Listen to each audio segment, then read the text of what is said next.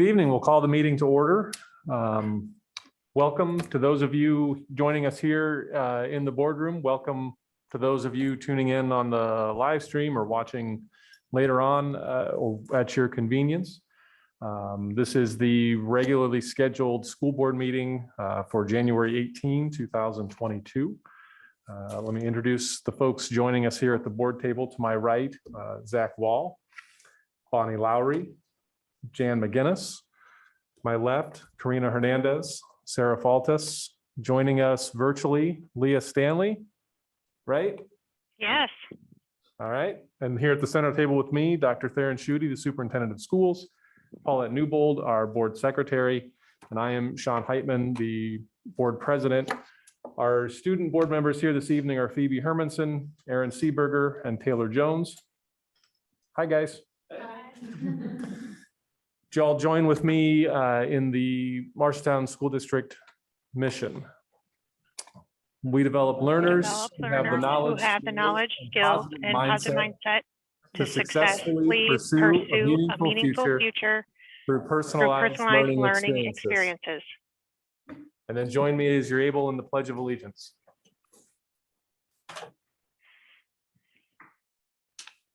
I pledge allegiance to the flag of the United States of America, and to the republic for which it stands, one nation, under God, indivisible, with liberty and justice for all.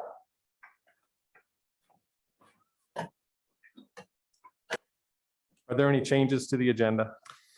Yes, we had one change. We had a placeholder in the consent agenda for the Hey Tutor agreement, which I've referenced to you before. And we had our attorneys go ahead and draft the final draft at the request of Hey Tutor. So we will have that before you seeking approval tonight. With that, is there a motion to approve the agenda as amended? Move for approval. Second. Hernandez Faltis, all in favor, say aye. Aye. Aye. Opposed, say no. Motion carries 7-0. We need to open the public hearing on approval of the 22-23 school calendar. Do we get any comments submitted? I On have that? not received any. Okay, then I will close the public hearing on the 22-23 school calendar. Adam?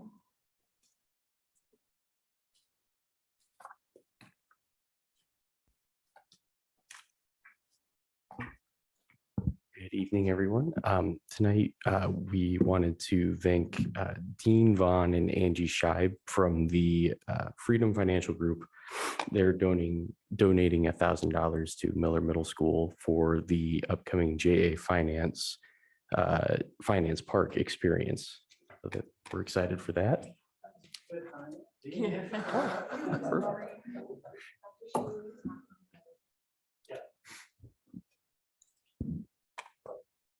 So many of you either know Dean and Angie or might remember from a few years ago pre-COVID that they really helped jumpstart our 8th grade JA Finance Park curriculum, which basically was in-class learning with volunteer support, but also online simulation. And so, of course, when we went into COVID world or the COVID era, we had to shut down on the volunteerism part. Teachers pretty much taught the curriculum.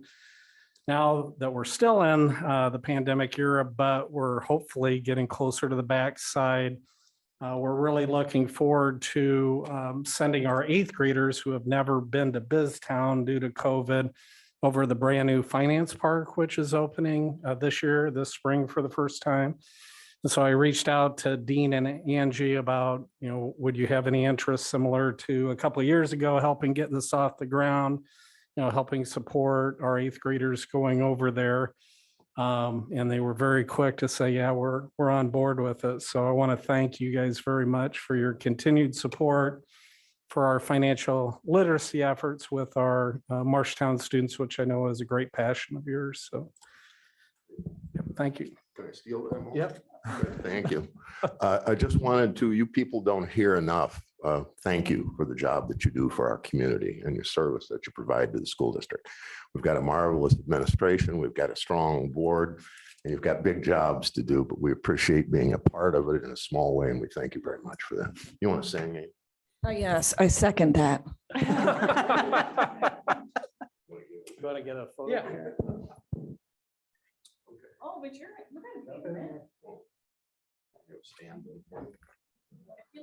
Bet you're-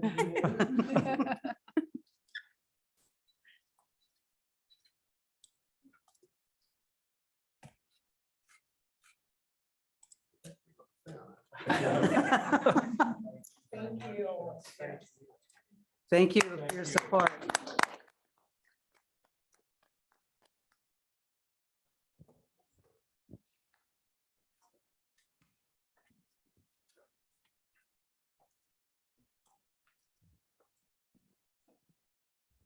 So for our next recognition, I'd like to invite Carla Gall, who's the Senior Manager of Customer Operations of Alliant, and Lori Wildman, who's the leading training specialist.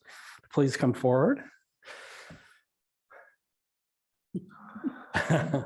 So Alliant has, I think, as all of you know, been a tremendous career readiness partner for the Marshalltown Community School District ever since I've been here. They're generally the first in line to help support any efforts that we have to create the foundation for our kids for career readiness, and obviously hoping that a few of them head the Alliant way.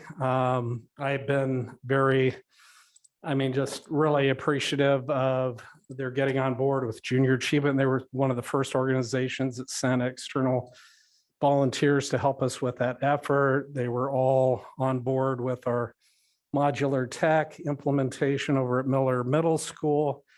I think the half-day experience that they provide over at Alliant as part of the Teacher Externship Academy is one of the favorite parts of the experience that our teachers, many of which have taken advantage of over the years. And then they're also critical partners and members of our Marshalltown Business Education Partnership. And I know that I'm very appreciative. Lori probably has heard me on a number of occasions talk about how can we figure out to get kids connected earlier, knowing that, much of the work that Alliant does is relatively dangerous, and, they have very strict restrictions, but I think through their advocacy, they've really been thinking outside of the box of how they can better connect with kids at an earlier age. And, I'll let them talk a little bit about that too, but I have a small token of our appreciation,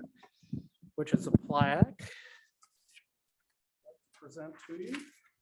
It's a career readiness partner. Well, thank you.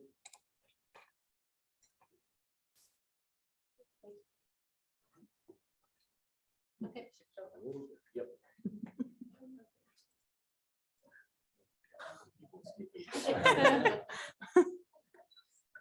Come on. You guys want to be part of it?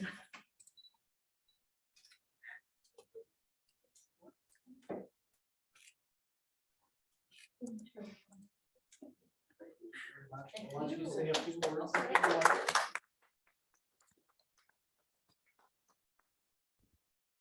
I think Dr. Schutte covered most of it, but we just like to engage students whenever we can. We're really working hard on early talent development, like you mentioned, as early as middle school. We've developed a program online, Intro to Energy Basics, that is strictly for high school juniors and seniors. And they end up with summer internships, paid summer internships with Alliant. The first time we've done this to get skills on the ground. We encourage them to go to tech school. We back that up with a scholarship, or we have a new pre-apprentice classification at Alliant called a PAL, where they can actually come into us in a non-traditional way. So we're working hard to identify talent and give those kids those career pathways in energy. And I just ditto everything she said. And Lori is one of them that she does a lot of the behind the scenes. She's really humble with all the work she does, and she does a great job. And I just help support her to make it all happen and kind of remove the barriers for her. But she's the one that really has the passion and has made all this work. So, and we appreciate Marshalltown's for recognizing us because it is a lot of hard work to get that in there. And, we just want to promote those tech schools. Not everybody's set out for those 4-year degrees. And, we have really good paying jobs that just require tech school and trying to get the education out to the kids. So. Thank you very much. Thank you.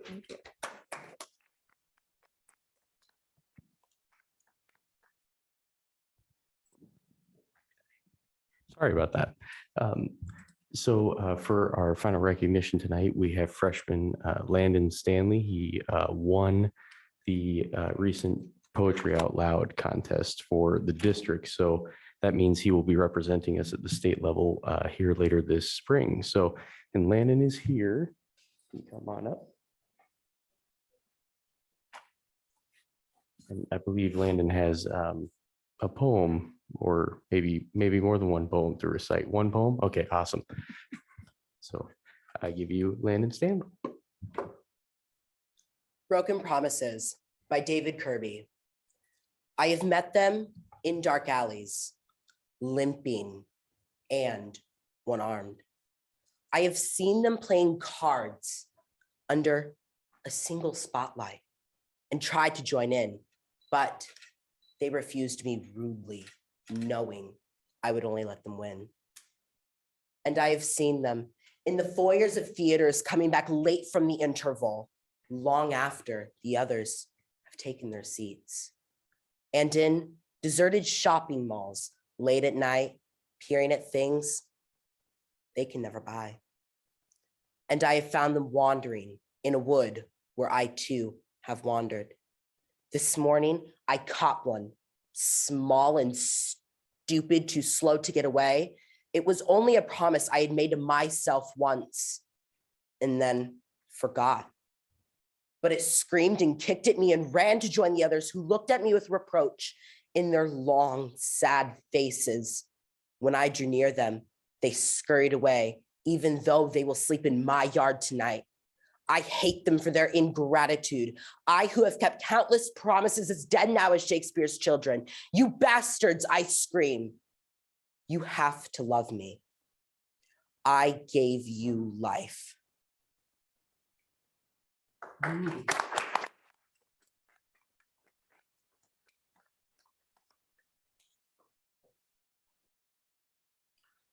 We wish you the best of luck at the state competition. That was the third time I've heard it. It gets better every time.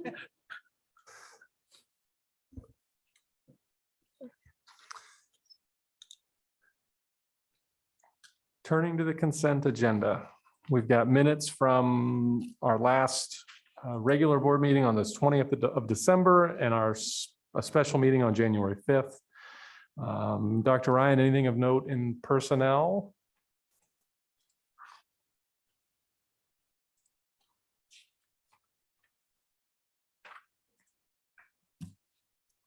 All right, we have the retirement of Rosa, who's a teacher at Woodbury, Rosa Navarez.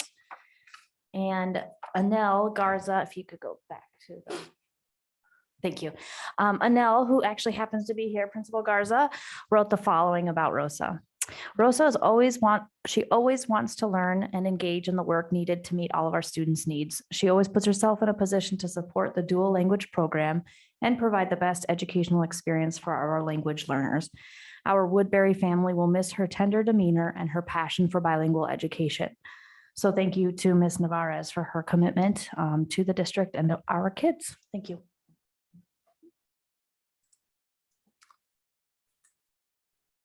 In interagency agreements and contracts, we've got an agreement with TSP Inc. for the Fisher Elementary walking track. Funds for that will come from the PEPL Fund. Proposal from Nagel Signs to furnish new letters for the Orpheum Theater Center. PEPL funds for that. A statement of work with Heartland Business Systems to replace existing wireless infrastructure with new controllers and access points. A letter of support for Grandview University Upward Bound program, and a letter of support for the Iowa State University TRIO Upward Bound program. A services agreement with TNTP Inc. for professional learning opportunities with Maya Baker. A Hey Tutor contract to increase small group remedial instruction. A grant agreement with the Iowa Department of Education for the Gear 2 Mental Health Supports Program. A letter of commitment with Khajiit to apply the SPI method of reimbursement, and a contract with Computer Information Concepts in the amount of $5,280 to move report cards into the portable, making them printer friendly. Questions about any of those contracts or agreements?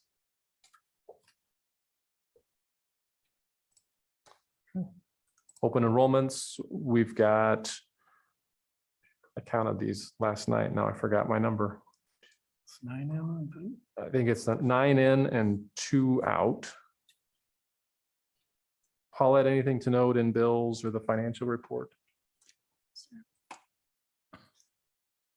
And then in gifts and grants, we've got the $1,000 donation from Dean Vaughn and Angie Scheib from Freedom Financial Group. Is there a motion to approve the consent agenda? Move to approve. Second. Lowry Faltis, all in favor, say aye. Aye. Opposed, say no. Motion carries 7-0. Zach, is there anybody on the pink sheet, or Bonnie? Anybody on? No. Okay. No. Anel, you're up. And not just Anel, everybody who's here with Anel.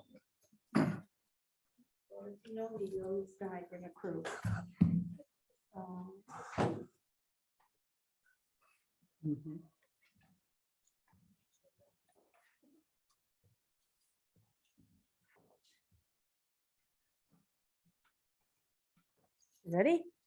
All right. Thank you for having us today. We just want to take a few minutes of your time to explain the collaborative problem-solving process we have at Woodbury Elementary. This is one of our district initiatives, and we just want to highlight how we incorporate it into our building. So with that, if you go to the next slide. The philosophy behind the CPS is what we call it, collaborative problem solving, comes from our Think Kids partners that we have through the Massachusetts General Hospital with Dr. Ablon. And they think kids do well if they can, not if they want to. So you're interrupting my flow, Amy. Kids do well if they can, not if they want to. So that's truly what we go by and live by when we implement this process at Woodbury Elementary. So we've adopted that philosophy, and really it's more than just a thought or an opinion, because it's something that's research-based. There's a lot of research in neuroscience that has shown that kids who are really demonstrating challenging behaviors lack the skill rather than the will to be able to demonstrate what we're expecting in that situation. So it's not just a choice that they're making, it's really that they do not have that ability in that moment due to the lack of skill. Hey, real quick, at the risk of interrupting the flow, can you guys introduce yourselves? Oh, man. I guess, yeah. My name is Anel Garza, and I'm the principal at Woodbury Elementary. To my right, Mayor. Do you want me to? Yeah. Okay, I'll introduce myself. I'm Mary Brown, and I'm the instructional coach at Woodbury Elementary.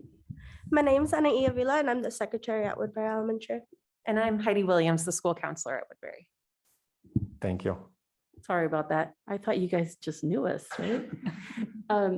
So the goal that we have is to help children solve problems that are relevant and timely, while also building and developing the skills that Heidi was just describing.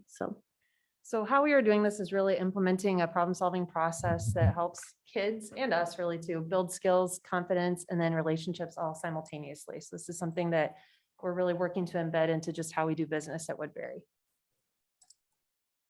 You go to the next slide.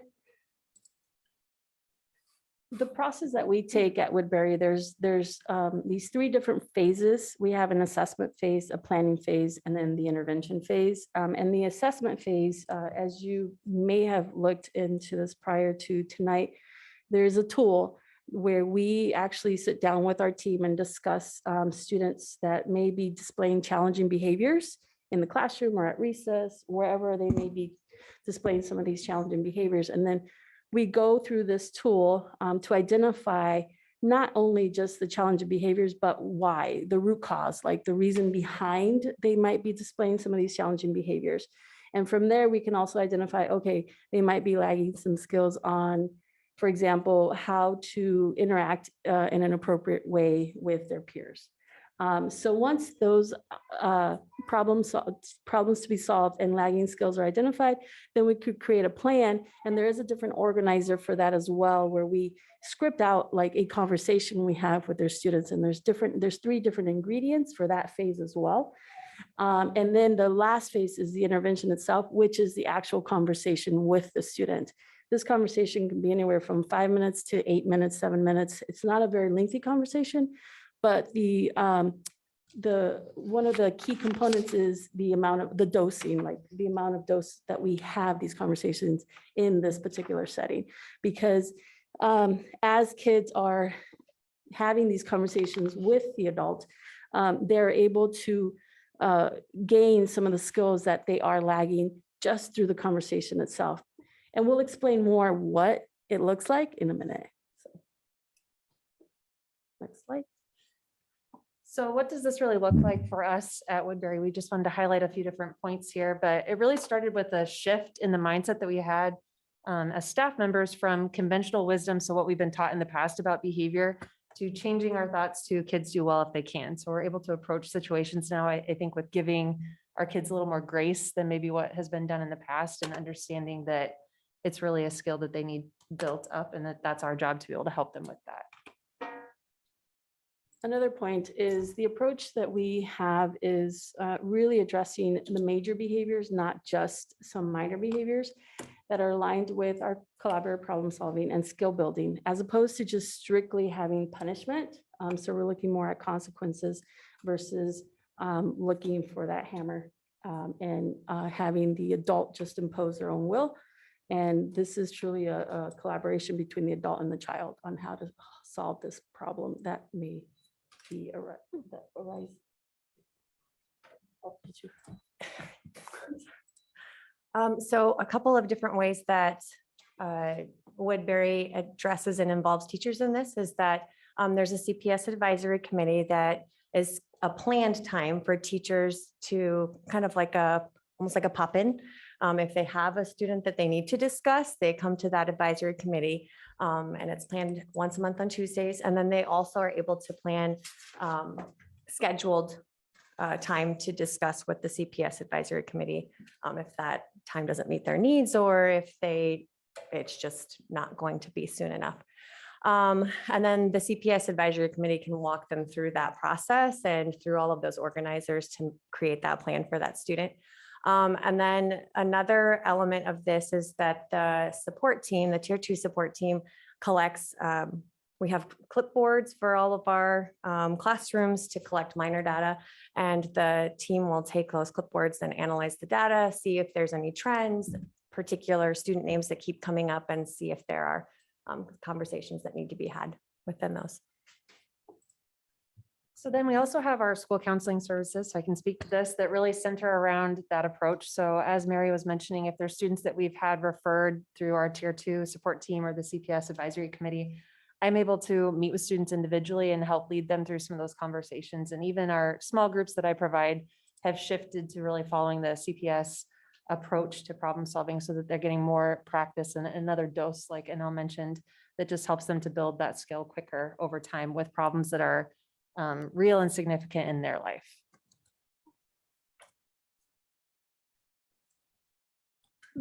We also have the student resource specialist and an attendance team following the CPS process, even when we have conversations with our families. For example, if we have to have an attendance meeting with the family, we also follow the process of listening to their concern.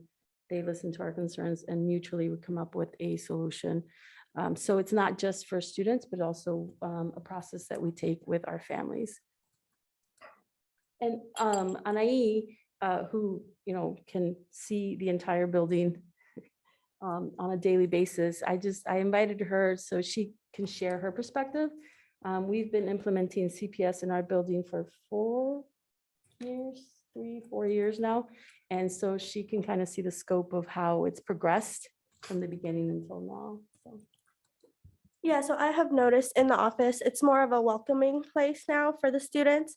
It's not just you're in trouble. They come down and they're excited to, not excited, but they know that they're gonna problem solve. And they come sometimes with a solution. Hearing the kids even talk about it, sometimes they come up with a solution that works for them that might not work with for a different student. So it's nice that they get an opinion of what's going on. The office referrals have gone down since we've done this. They are willing to help too. And the kids that do it repetitive, they are able to do it on their own. They're able to come up with their own solutions. Sometimes they'll even be able to say, oh, the adult's concerned. So it's nice to see both the staff members and the students growing together with the process. On the next slide, we often incorporate professional development for our teachers since we started this process. And in one of our PD sessions we had last year, we took a testimonial from one of our teachers that was not a believer, and her mindset was different. And so it was very eye-opening and telling, and she was very willing to record herself and share it with not only our staff, but with you tonight as well. So this is Francie Warner, and she's currently one of our 4th grade Spanish teachers. So cute, play.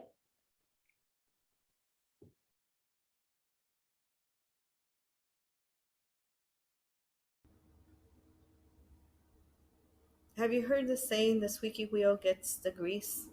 Well, for many years in my career, that has been true, and it's still true this year. The students who are loud, the students who are interrupting instruction or not following expectations are the students that draw my attention.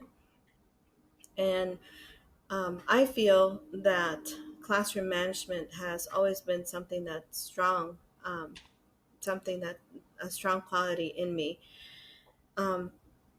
But after taking the training in the fall, I realized that I have been imposing Plan A for many, many years on students. Plan A, which is do follow the expectations or there's a consequence to that expectation. And I have to admit that for the majority of my career, that has worked. It has worked in that for the students who are not the ones that are constantly the ones that are interrupting the most troubled ones. Usually Plan A for me has been I give the students some reminders, and if they don't fix it, then there's a consequence. And if that doesn't work, I involve the parents, and that has worked for about 2 weeks. And then the pattern repeats, and that has been going on for many, many years. And I never really thought about a pattern or why it wasn't working until I came back to Woodbury actually 3 years ago.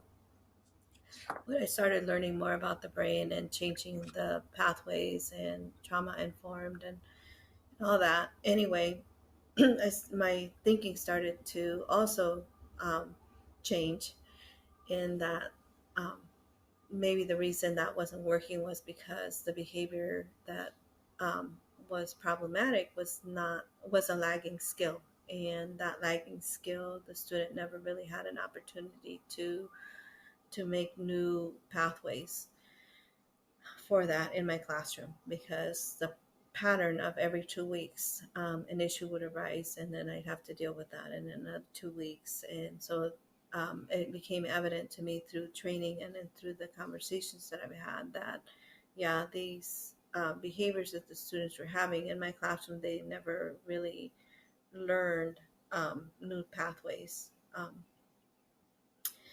Anyway, those students have always drawn my attention, like I said, but it wasn't until this year, about mid December, when I realized that I had other students in the classroom that were not following expectations, were not being active in the learning. And closer observation, I noticed a student in particular who was extremely quiet and was not participating. And I'd ask her questions, and her answers were irrelevant to the topic.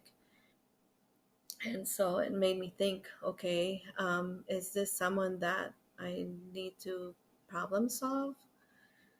Or I wasn't really sure. There was something just, I wasn't sure what to do. So I spoke with Mrs. Hasten also, and in that conversation we discovered that she was the same in both rooms.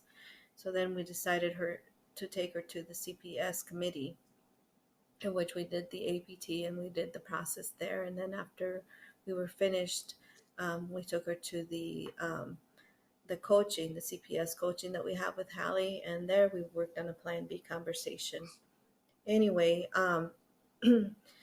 in that I did the Plan B conversation with her. We knew that she liked to draw, so I wanted to make sure I brought drawing paper with me. The first meeting was a scary one for me because she didn't say anything. I tried prompting her and started with, I noticed that, but she didn't say anything. And of course, we only had a 10-minute window. At the end of the session, I thanked her, and I tried to encourage her to speak with me the next time. And I told her that this is something that really was important to me and to Mrs. Hasten, that we get to hear her ideas in class. And so many times I worked with her, and each time that I met with her, I got a little bit more. And now I feel that although she's not going to monopolize any conversations by any means, we have made great progress with her. At the beginning, we noticed that she was not playing with anybody. She didn't want to partner up with anybody. And if she did partner up with anybody, she sat there and would listen first to the other person, and the time would be out. So she didn't have to talk. But anyway, that went on for a long time. And now we notice that she is actually participating, and she is answering questions that are on topic. She's playing with her peers outside. So we are making progress. I think through the CPS training, I've learned that all students, we need to look at all students, not just the ones that are squeaky and draw our attention, but also the students who are quiet in the classroom, who are sitting there and not actively participating, or maybe look like they don't cause any problems. They can easily just go through, and we don't realize that they also have lagging skills and they're struggling. In particular, this student had lagging skills of communication, and so we're working through that. Anyway, so I feel very strongly that classroom management and CPS go hand in hand.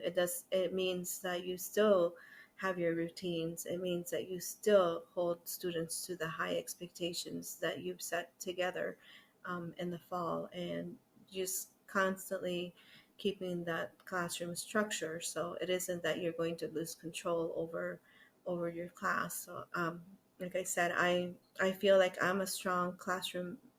I'm strong at classroom management, and I feel that the tools that CPS has provided me helps me to even be better at it. And as you know, everybody needs to sharpen their tools and sometimes get new tools. So I feel like this is a new tool for me, and I will continue to work on it because I have a long ways to go and learning how it works and working through the conversations.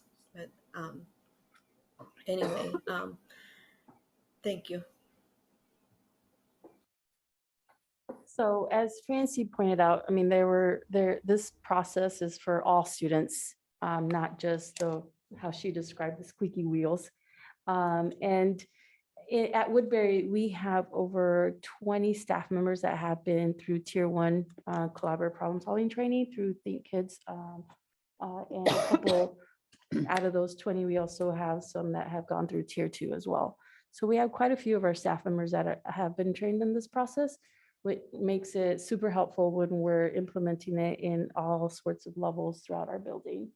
And at least we have the same common language. And some teachers practice it more than others, but that's an ongoing, process for us as well as we grow through our system. This slide here is the student perspective. So it's nice to hear from the teachers, right? But now you'll hear from the students directly. Some of these students have been having these problem-solving conversations since they've been in first grade, some since kinder, some are fourth graders, some are first graders. So you'll just hear a little snippet from the kids themselves. So, what's the goal or purpose of the problem-solving conversation? It's to find a solution for each kid, teacher and kid, so they can help the class help themselves finish a problem and make a solution out of it. So you have one concern, we have another, and then we both combine them to make a solution.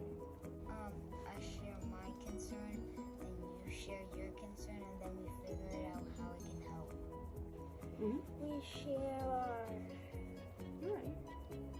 concerns to each other so we can make a solution. What's the goal of our problem-solving process at Woodbury? Try your best not to do it again. Is to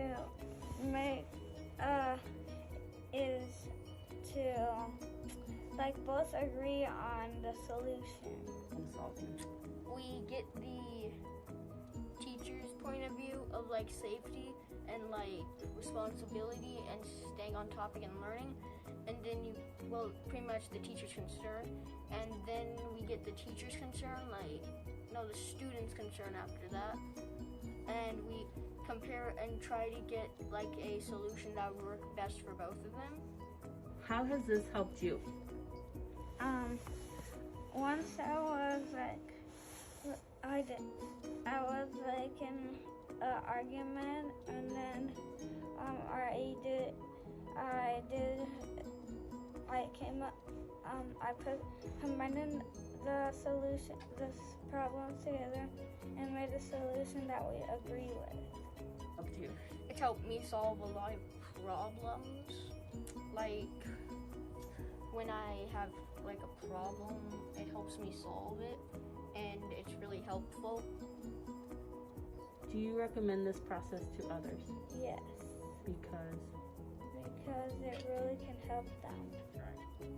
Very much, yes. It's very helpful. For others? Yes. Why?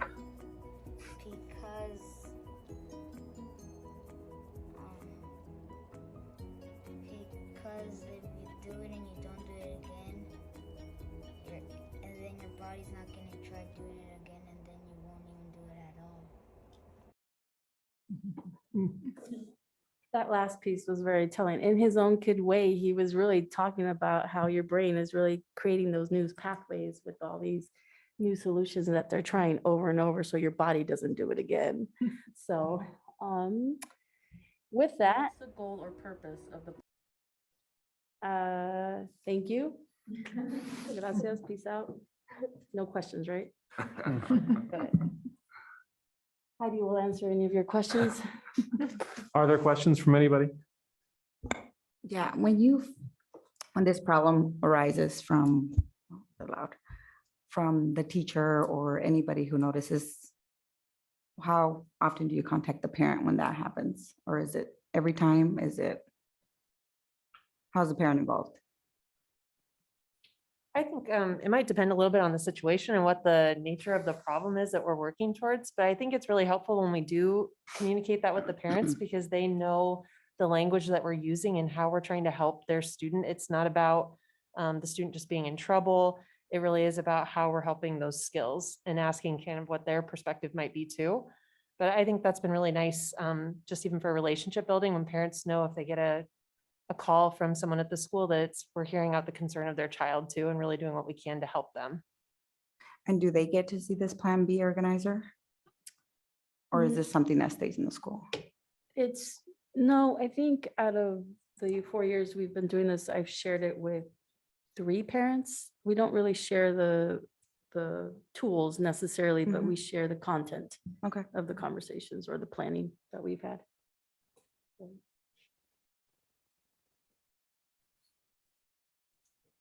And do you know, is this being used at all of the elementaries?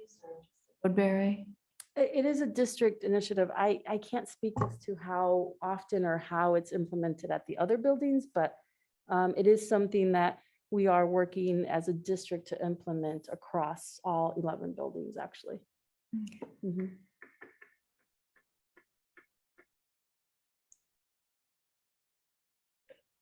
Other questions? Thanks, guys. Thank you.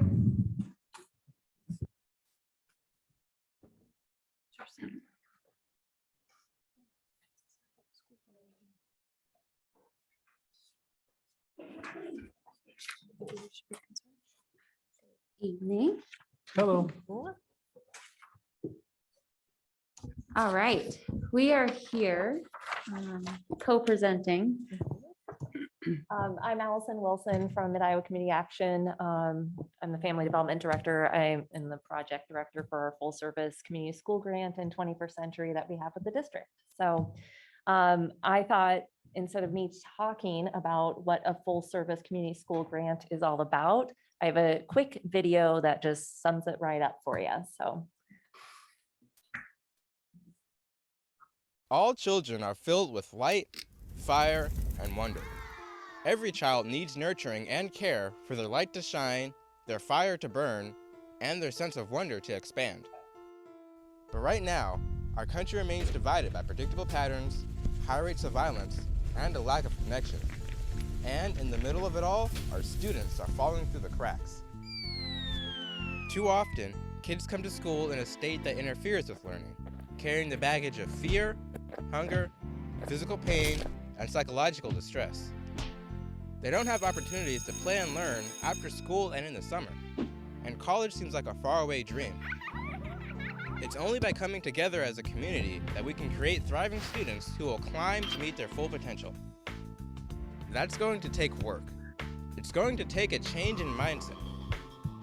We must break the system built on division and build in its place a new model that connects individuals, families, neighborhoods, schools, and other institutions together with the understanding that our fates are linked. This country can only reach its potential if we help our children develop the skills required for success in school, career, and life. The goal is thriving students. The vision is community schools. Community schools are welcoming, fun, and attractive spaces for students and families to use before, during, and after the school day. In this approach, the school acts as the hub of the community, working with public and private partners to serve children, their families, and their neighborhood. Youth development opportunities, health, and social services are not seen as extra or complementary. They are integrated into the fabric of the school as an essential part of its DNA. Every community school responds to local needs, but all community schools provide a safe, healthy, and supportive environment for students.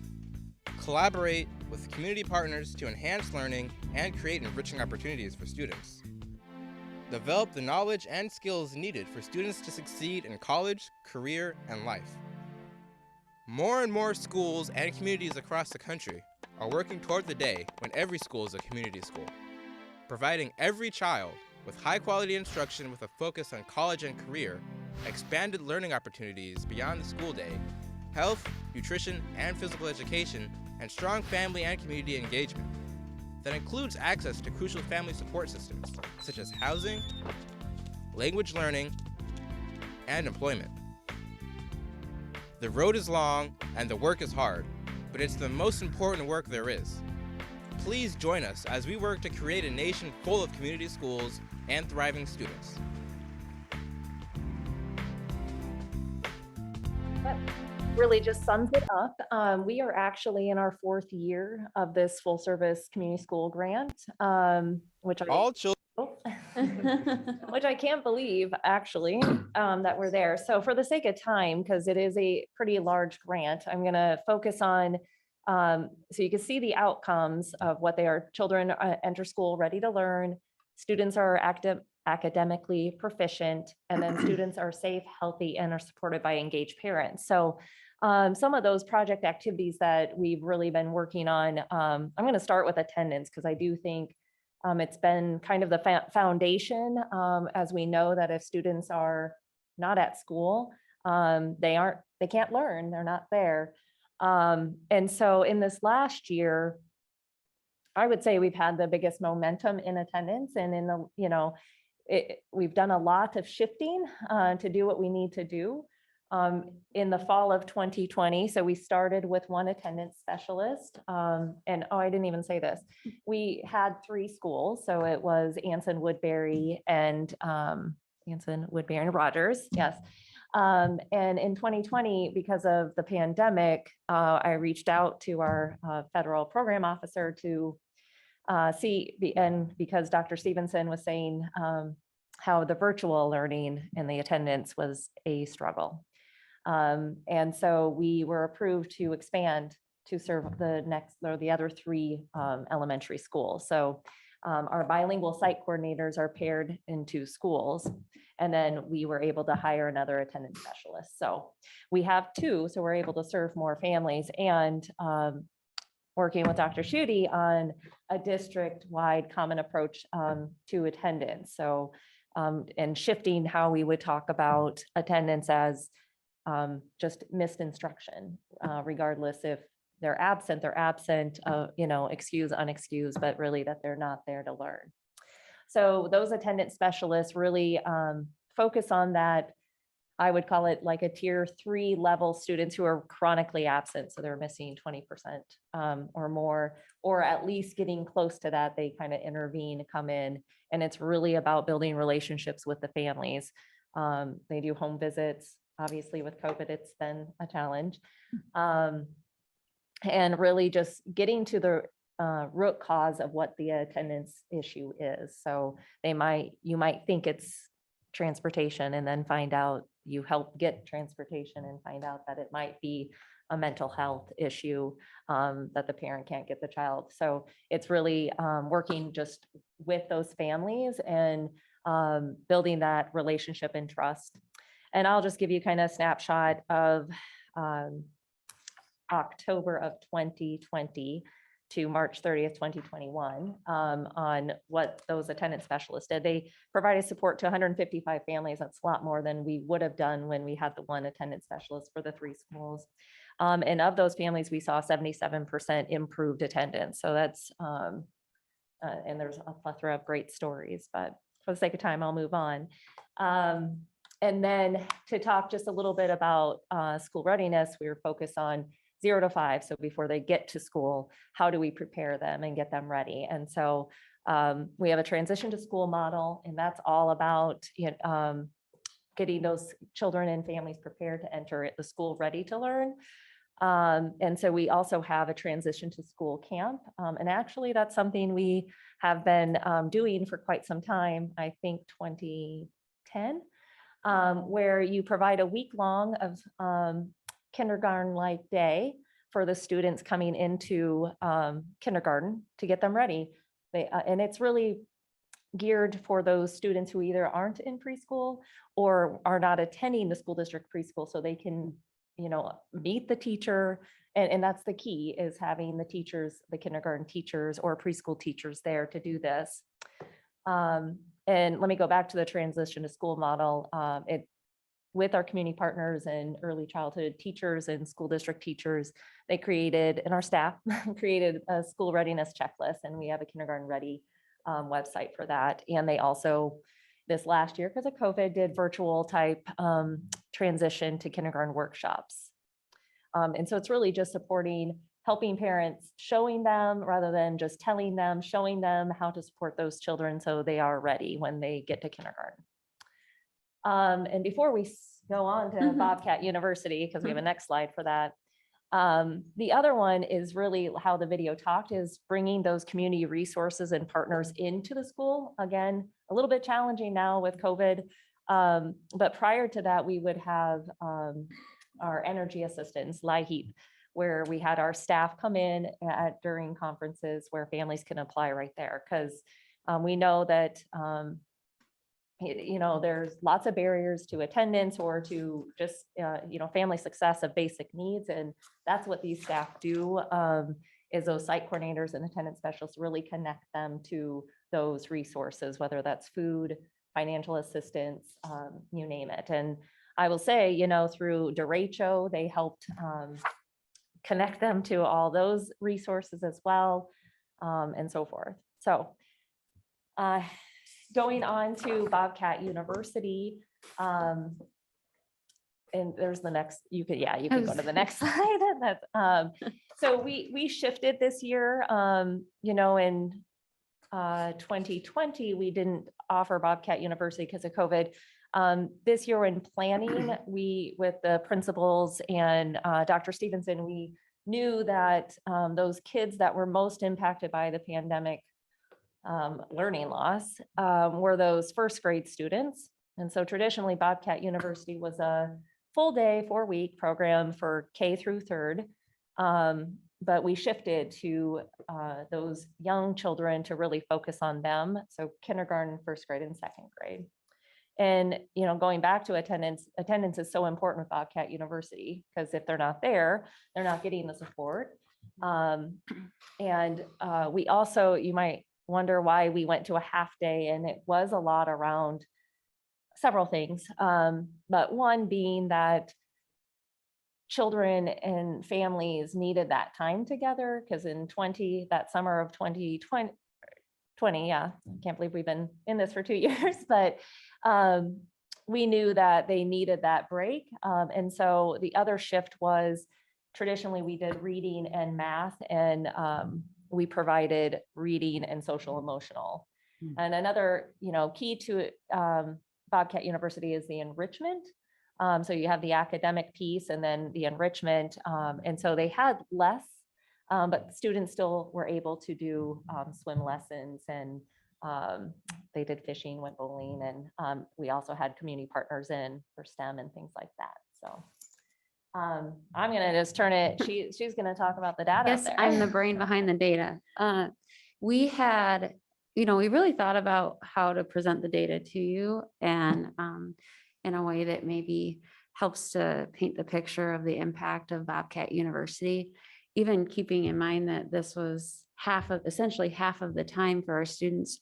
If you look at that percent of students study from spring to fall, that's measuring students that did not lose ground on that fast literacy test. So for example, students who are at risk and potentially below proficiency, what we typically see is regression over the course of the summer. So what we, in an ideal world, we would see 100% of our kids who attended Bobcat University did not regress. So we also know that there's a lot of other factors. So that 35 out of 56 for 1st grade, for example, that's all of the kids. That's not just the kids who attended regularly. You're looking at the whole subgroup. So 63% of our 1st grade students did not regress over the summer, and essentially setting them up for success moving forward, right? So we're climbing the ladder. We didn't go down. It's not gonna, you know what I mean? So we're trying to keep climbing and progressing upward. When you look at 2nd grade, which would have been last year's 1st grade, now current 2nd grade, we had a little lower percentage there, 34%, 30 out of 87 students that did not regress. And then for 3rd grade, 56%, which was 32 out of 57. The attendance, I know we have a focus on attendance, so we wanted to make sure we included that. We always have a goal that our students, 90% is kind of that marker of what we consider to be excellent attendance. And we wanted to show you the percentage of students who attended what we believe would be regularly, which again is pretty good. If you think about summer school, essentially summer school, we want to do everything we can to get the kids in the door. And overall, we think that these results are great, because we know that the work was definitely hard work and dedicated individuals who are supporting it. Ideally, we'd love to see those percentages continue to uptick over the course of this next summer. Shauna, is that attendance at Bobcat University, is that what that's measuring? Correct. Okay, So summer, yeah, Bobcat University attendance. right, okay, That is not reporting regular school. right. Okay. Thank you for, And then the second graders here would have been kindergartners when COVID hit, right? So That's their kindergarten year, they finished at home doing voluntary stuff. And then their first grade year, they were completely, it was last year, right? Yep. Okay. I was just That's making the sure I was group of following that kids- class through. that's the group of kids that when she said first grade, that's actually the group of kids that's reflected there because you're seeing 21, 22 current grade. Right, okay. And just for clarification, so the summer of 20, which was after the closure, Bobcat University through our partnership with Micah wasn't offered, but we did offer a virtual summer school, Bobcat University, that the district ran, and we opened it up actually to more students than normally would be accommodated, just because we knew it was going to be a challenge to get kids and parents engaged. Shauna, help me to remember too, with FAST, isn't second grade the first year that they're required to read on their own? In first grade, isn't it auditory? So first grade, they have sentence reading and there's a picture that kind of is attached to it. And that's a part of the composite for early reading. And then in second grade, they switch over to what we call A reading, which is an adaptive test. And they have CBMR, which is a 1-minute timed reader. So you're absolutely right that you're seeing this seam of change in testing. Which absolutely could factor in there as well. We did our best to try to show you apples to apples. And it's just is the best that we could do, I guess. Oh, yeah, I think you did a great job with it. I think it's the testing and how students interact with the assessment. Yeah. It just becomes different at the second grade.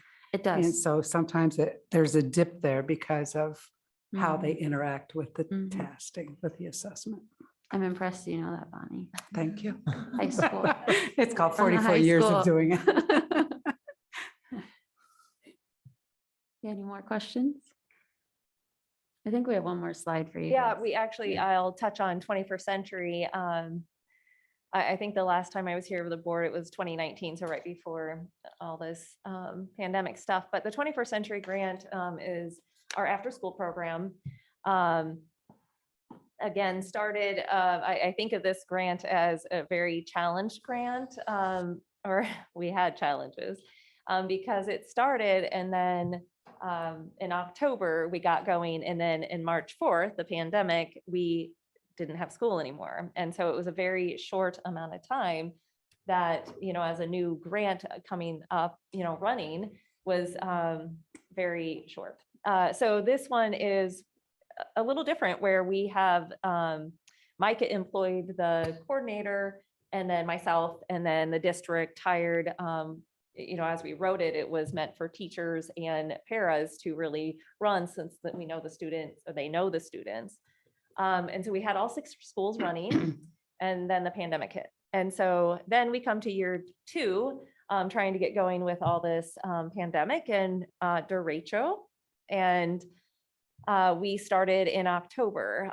However, we were only able to get enough staff to get going at Anson, Hoagland, and Franklin. And also we had to put in a lot of, mitigation strategies for COVID. And so we were reduced. So we were at 40 students for each school in year 1. And then was really based on the size of wherever the space they were and the number of students to keep them distanced. And so that fast forward then to year 3 this year, we did some changes, and Micah now is hiring all, but also we really into year 2 struggled to get those teachers, paras, for all the obvious reasons of COVID and whatnot. And it's just, kind of just spirals because you still have staff, hard to find staff, but we are running. So we took a reduction because we didn't have those other 3 schools running, unfortunately. And so we still are running at Anson, Hoagland, and Franklin. And as you can see, the key components, again, attendance. bringing community partners, which has been challenging, but we still are working towards that. Tutoring or doing some sort of school helps or because it's just a reiteration, really a BU of doing academic and enrichment activities, engaging into the after school. And so you can go to the next slide. Each year we have to do a local evaluation. So this is based on the past year, we're a year behind. But this kind of give you a snapshot. We do have an external evaluator that looks at all the data. And we didn't have as many students. And also because 21st Century, they have you do regular attendees. So they have to have attended at least 30 days. And, because of COVID or students moving, we might not have had the FAST scores for some of those students. So, but all in all, in math and reading, our goal was that they would improve. We needed 75%. And so we did meet that. And then the last two are about student behavior, and that's reported by the teacher, and homework completion and classroom participation. And so that's for students who needed to improve. Did they improve? And I guess I didn't say this, but students are invited, much like BU, to attend, and it can be for lots of different reasons. They need more support in school. It could be attendance. It could be ELL. They could just not have an adult at home after school. So yeah, that's our 21st Century after school program. Questions from anybody?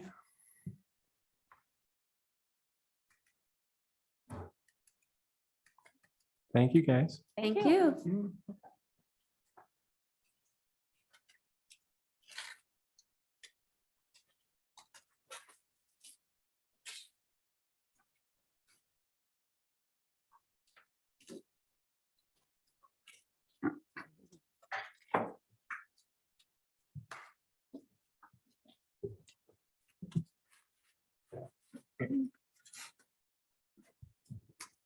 Good evening. Hi, Jackie.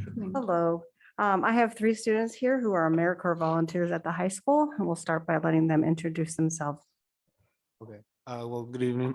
So we're just MHS seniors that are, like she said, we're part of the Americorps organization. Yeah, we're just here to share with you guys what we've done so far this year. So if you can go to the next slide. So we're just student leaders. We're here to serve other students, to help them with their college steps that they need to and the career steps that they plan to do after high school. So my name is Jose Vergara. Like I said, I'm a senior. Just a little bit about me. I am currently on track to graduate with my associates through MCC by the time I graduate in May. And then I plan to go to Iowa State University to major in architecture. Good evening. My name is Loe Mu. I'm also a high school senior, and I plan on attending ISU and pursuing a STEM major.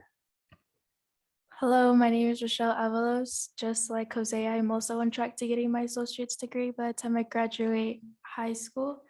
After graduation, I plan to attend the University of Iowa to major in chemistry and pursue anesthesiology.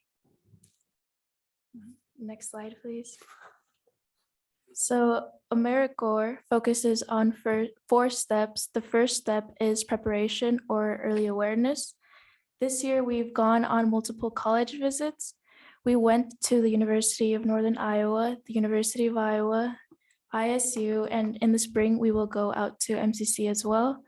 We have held an MCC college fair where we took juniors and seniors out to MCC to explore career options, college options, and military options as well. We also hold Zello lessons where students take interest and personality assessments to help them explore career and college options. The lessons explore entrepreneurship, career backup, study skills, work skills, and they help students create their resume and much more.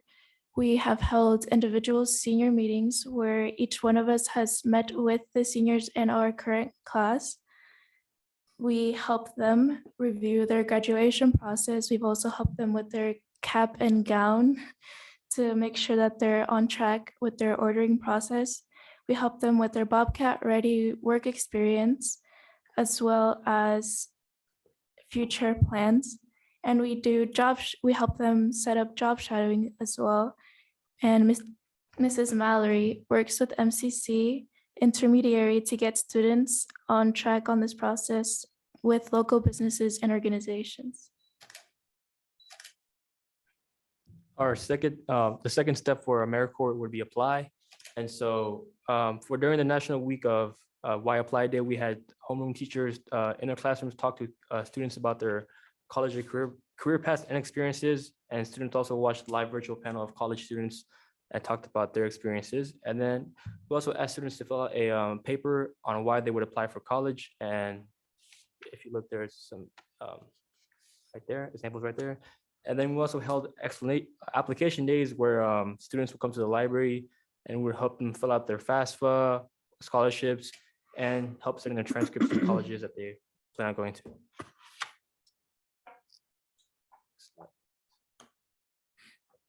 So the next step is finance.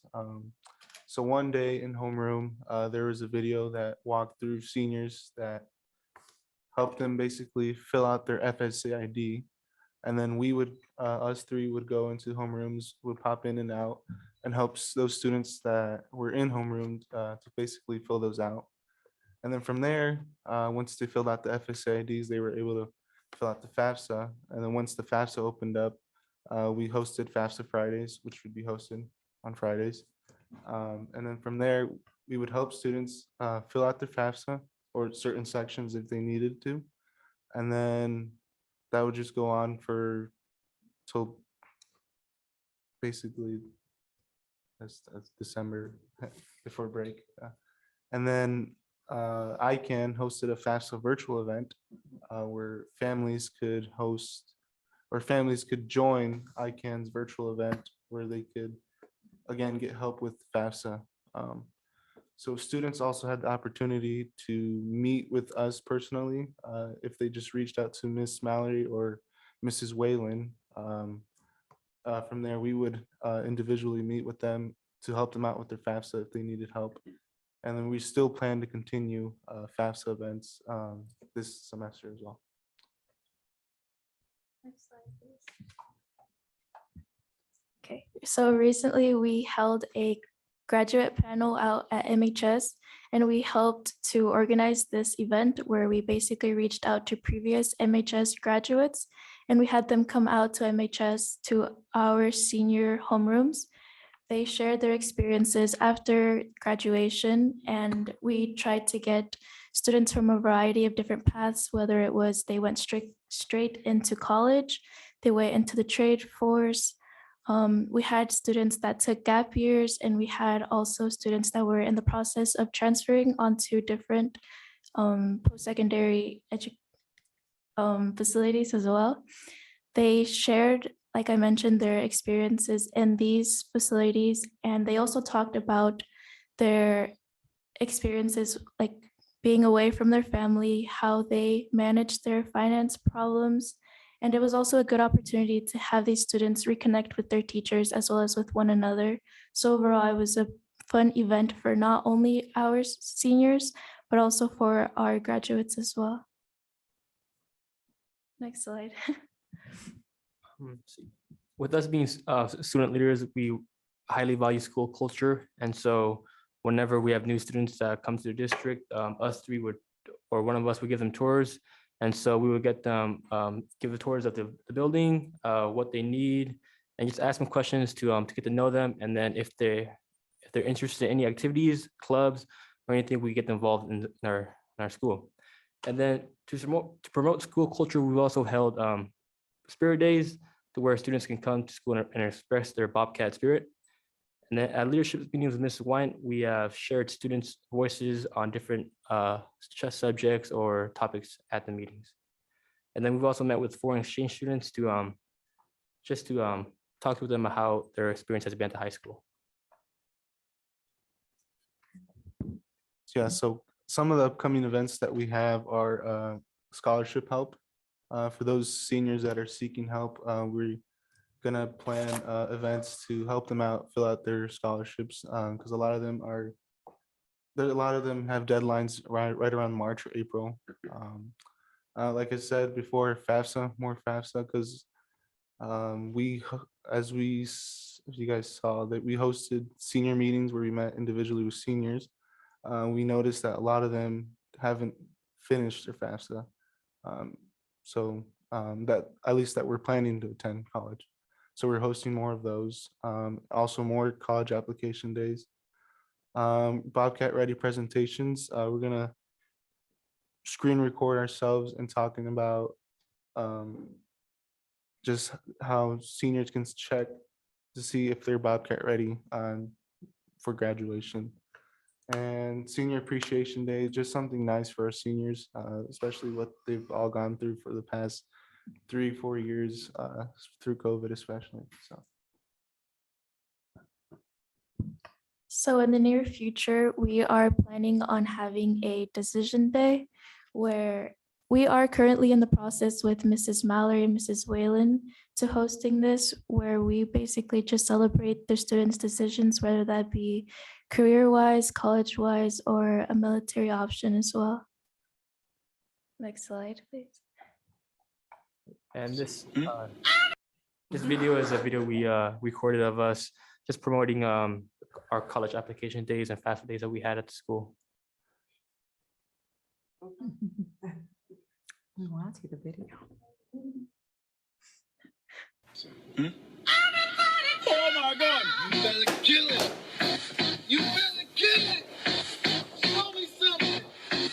5, 6, 7,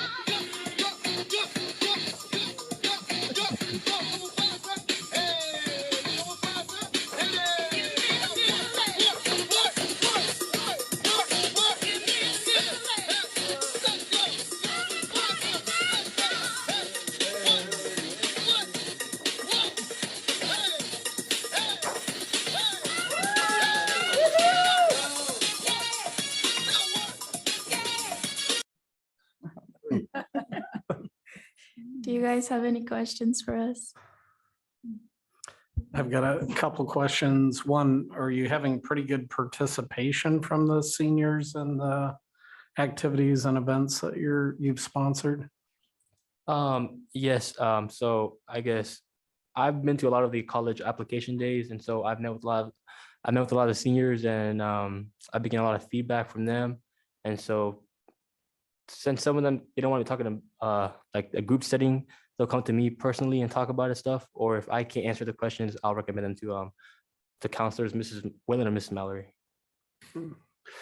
Kudos to those of you that are nearing having an associate's degree in addition to your high school diploma. And imagine all three of you are working towards credits there. How does are any of you involved in MEP, MEP, or Science Bound by chance? Yeah.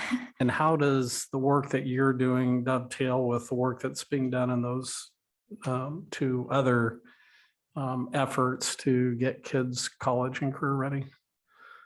Well, personally, with MVP, we focus with freshmen, and I think that the work that we do is more focused towards our senior class, and I think it's, in a way, it's kind of similar because we are preparing students. With MVP, we're preparing them for not necessarily just high school life, but also problems or situations that they might encounter in the outside and daily life. And with Americorps, we are promoting as well potential solutions or help for them that they could use in their near future as well. So I think our goals are different, but we have the same method or idea to get just resources out to students. Okay. Are any of you involved in MEP or TRIO or Science Bound? I'm in TRIO. TRIO? Yeah. TRIO? I'm in MEP. MEP, good. Yeah. So I have a question. I'm online. How did you find out about Americorps, and why did you get involved in this organization? Well, actually, Mrs. Mallory, Mrs. Whalen, which are our counselors, they went through a whole process of just looking at a list of students, and they just kind of evaluated students, and they had a meeting with all of us, and they talked to us about this program just because it is fairly new and we're kind of their guinea pigs. So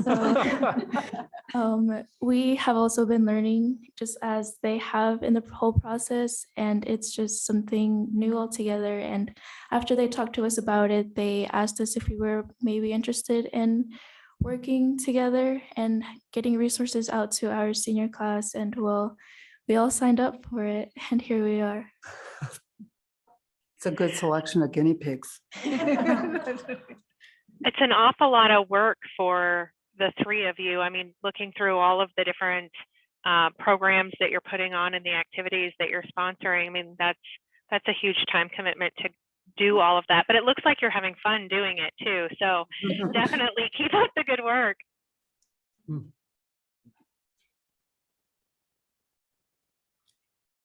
Any more questions? Thank you, guys. Thank you. Have a nice.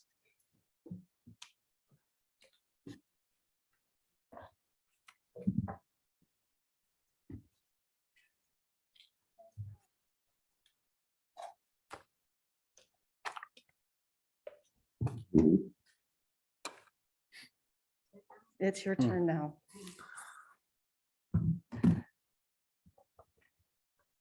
It's my pleasure to welcome Ceci, as we call her, Gomez. She is our bilingual attendance assistant at the high school.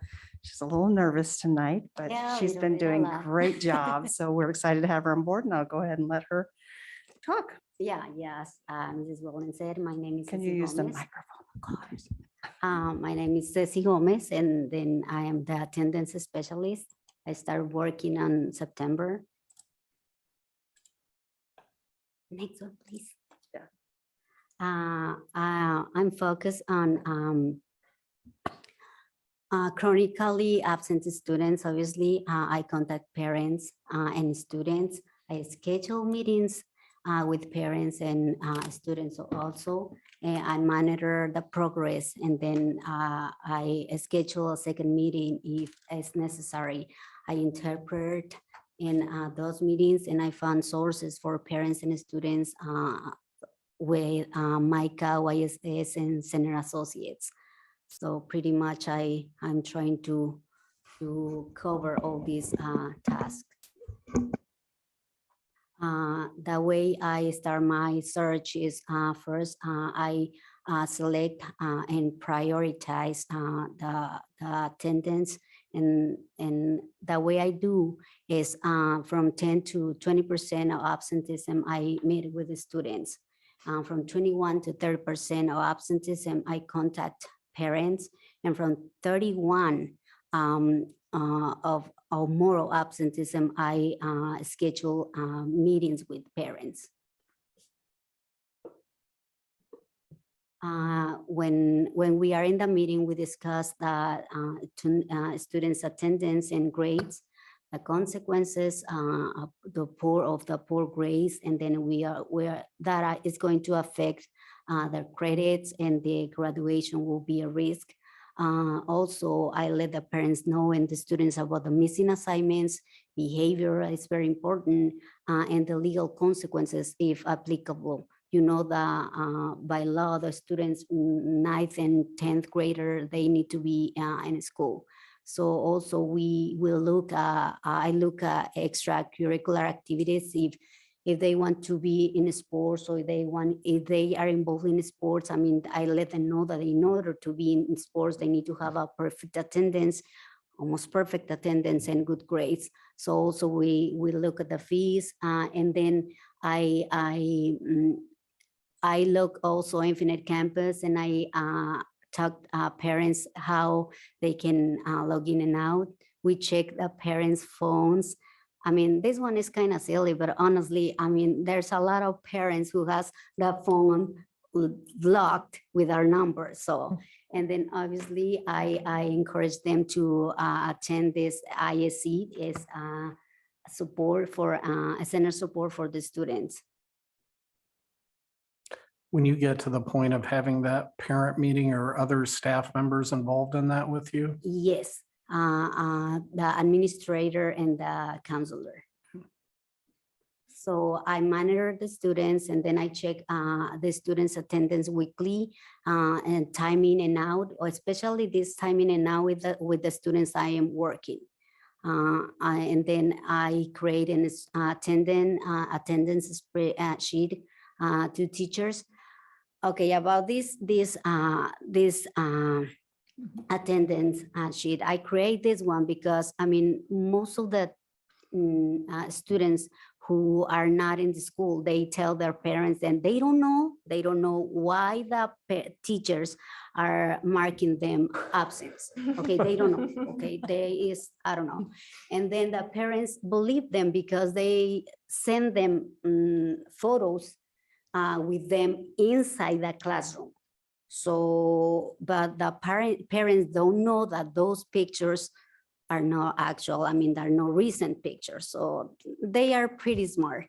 So that's why I create this sheet. And when they take this one and then to the teachers, I email the teachers to let them know that this particular student is going to be there. And then they sign this sheet. And then that way we have like a record and a proof that the students are not in the classroom. So, and also I encourage the students with a positive feedback, like positive cards or treats at my office, candies and chocolates. And then also I call the parents to let them know about that good news. So far right now I contacted parents around 171. So actual I spoke to them. But the number of phone calls is almost 3 times this number. So the number of parents attended to this meeting is around 70, and the number of students I work with are 16. So this is the list of the students I work with. Obviously, I didn't use the numbers, the names, because confidentiality is first. So is the date I contacted the students, and then before I contacted is the percentage of attendance, and after I contact them. So and these students, I talk to them daily, every day. So they clock in my office and then out at the end and at the beginning and at the end of the day. So when I see that one particular student, let's see number 9, and then he skipped one class, and I encourage him, okay, you need to keep attendance, you need to be in this class, you need to do this and try to finish your missing assignments. Normally I check every day if they have like missing assignments, and then I encourage them to keep working.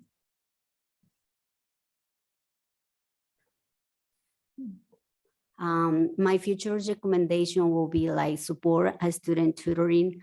Okay, this one will be especially with the students who are skipping classes in a particular period. Let's see, one student who is in this in the 3rd period, he is absent and constantly. So I'm trying to use like students who are attending and having good grades, and those students who have like a study hall or something like that, a free time. Maybe we can use these students as a resource to tutor these students who are behind in grades. Also list of outside sources for parents for mental health. Infinite campus training. Oh my God, this is very important, because parents, they don't know how to log in Infinite Campus, and then they don't know that Infinite Campus have everything for them. So it's a nightmare for students. When a parent, When they know how. honestly, when a parent know how to navigate in Infinite Campus, they don't like that. So they get very mad. So, and then also help them have to unblock their cell phone and how to set up voicemail, send emails to the teachers, and parenting skills. We can find sources in MICA, YSS, and also IA. And then this one, I like this one, the live testimonies of successful students. I mean, you know, when someone want to change, I mean, they need to relate with someone who was in the same situation. So that's why I feel like, okay, if we get the students who were struggling with in the same things like these students, maybe they can come and then give live testimonies of that. And then also Tough Love is a good program for parents. This program can help them to increase their parenting skills. And then my main goals is obviously reduce the absenteeism, ensure students' academic success, promote mental health sources for students and parents, and promote an environment for trust for parents, students, and staff, and obviously teamwork. I mean, we need to communicate each other and change the students' attendance behavior. And obviously doing this they will increase their grades, graduation rate, and school benefits. And we know that working individually, we are weak, but working together, we are strong. So that's it. So you heard a bit of a chuckle when you talked about the blocking of the cell phone, because I think a couple of years ago, we had a series of students that had to come before the board. And even though attendance wasn't the reason, they all had attendance issues as well. And anytime that question, or most of the time when that question got asked about, well, weren't you aware of this? The student then sheepishly shared that they had blocked the parent's phone. Yes, and so do you think that, I mean, obviously there's some lack of technology skill that's contributing to this problem on parents' part. Is it a language barrier issue as well? No. In my case, no, because I mean, obviously my English is not 100% because the majority of my education was in Mexico, but in my case, I think it's necessary. It's necessary to find something to communicate, to talk to the parents, but students are pretty smart, as I said. No, I mean, and when I talked to them and I said, okay, I'm going to call your parents, I'm like, do it. So because they know their phones are blocked. What you've described for your role is exactly what we had hoped, would come of this position. And, for the board's benefit, we've, our intention is to use ESSER funds to support these positions in all of our buildings. We started in the elementary schools through the community schools grant. And then, saw obviously the value in those buildings that had it. But the reality is that as the kids get older, the problem gets amplified. So with these additional ESSER related positions, we wanted to start with the high school and Miller and Lenahan and MLA, which is kind of where the problems really kind of ramp up. But oftentimes there's multiple children in these families that all of them are to some degree or another experiencing problems. So it's really helpful to hear you talk through your experiences from this first semester, and hopefully we can figure out, because you can't do all of this alone. So in terms of some of these other things, it's a great framework to try to figure out a plan or a system to get some of these other things to happen, to educate parents, certainly how they can be more proactive earlier. So the fact that Ceci can speak Spanish really helps with that trust factor that's coming. We've seen some families come in and we hand the card, hopefully get those now, get them connected with her so they can just call directly to her and speak with her and be very comfortable. As you know, in some previous student meetings, we also have some other languages that we need to work through, because some parents are just as disconnected in other nationalities.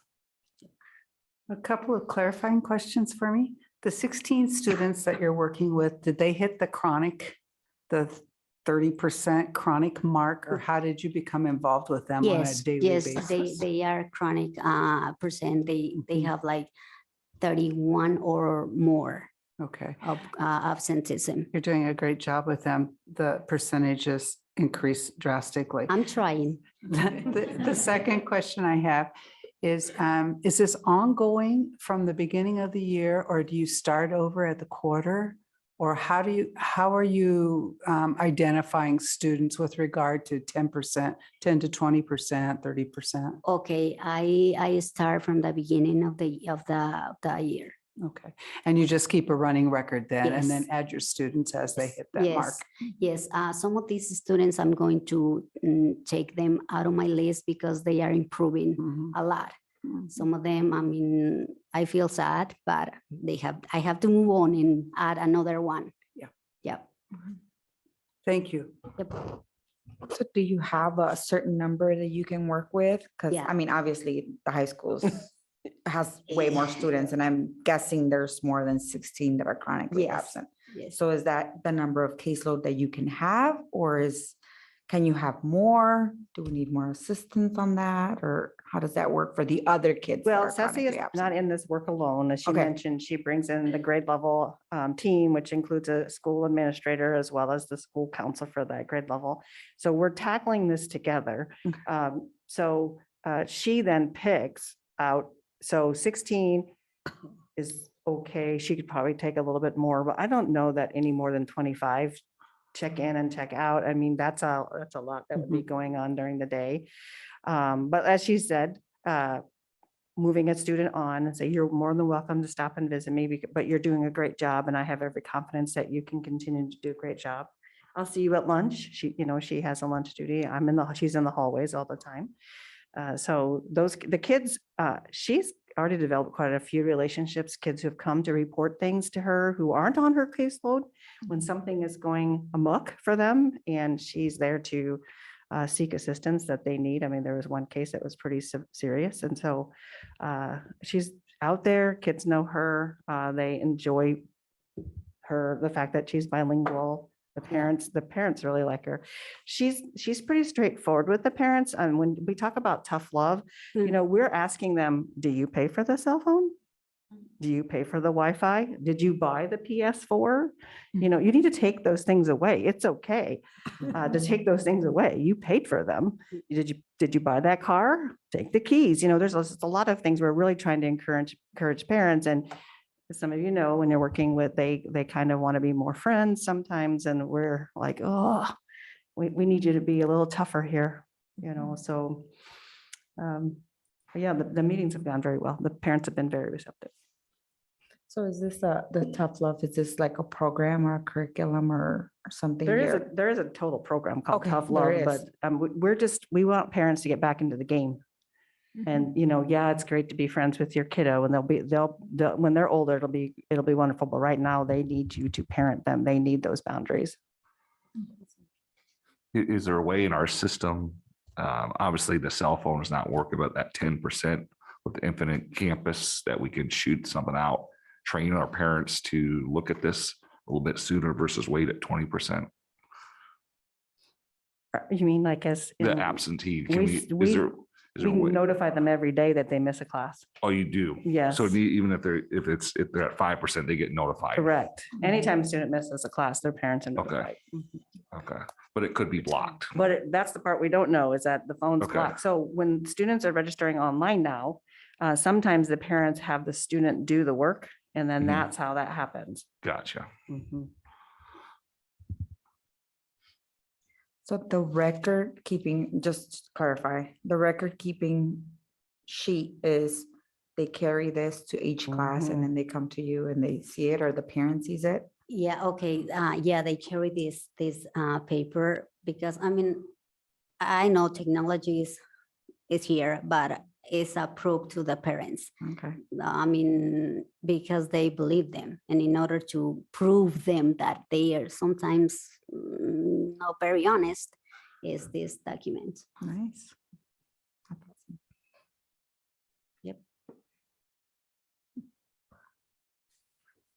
Okay. Well, thank you very much. Thank you and nice Thank you. job. Yeah. Thank you for your work.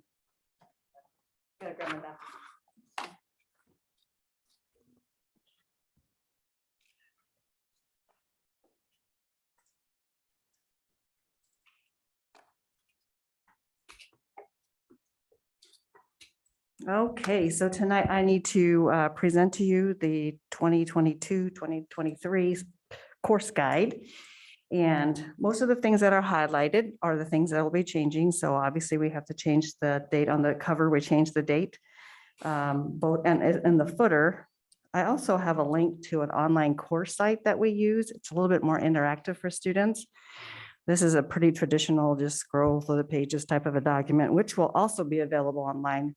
But the Google site is much, like I said, more interactive, and it features the career clusters and things like that. So page 3, I just changed my letter a little bit to help kids to make connections with their employability skills with the Bobcat Ready. On page 4, I added all of the technical programs that are available in these service areas or the career clusters that are available, and you can take those introductory courses at the high school. Again, on the Google site, when the students click on education and training, for example, they'll go to, there's some videos related to education and training, and then they will see a pathway or a flow chart of classes they can take at the high school, and then links right into the MCC programs in education and training.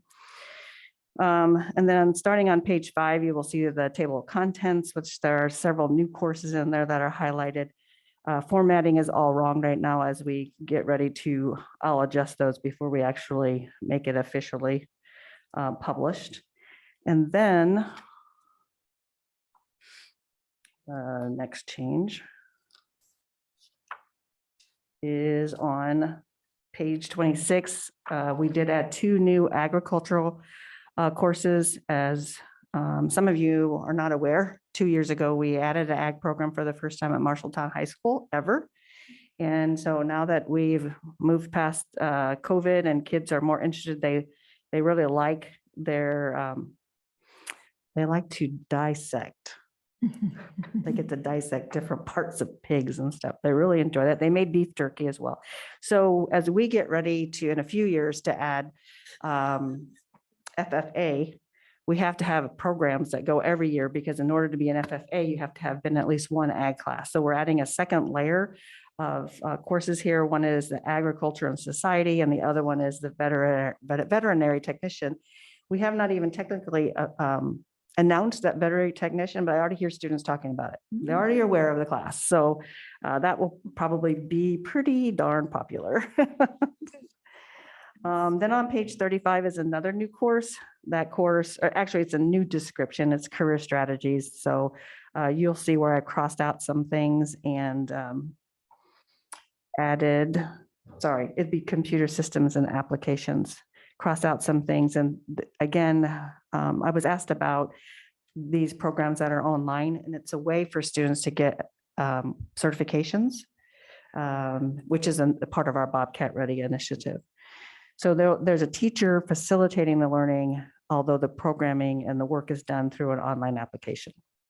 On the next page, page 36, same thing is going on with computer network and repair. There's a lot more students interested in this.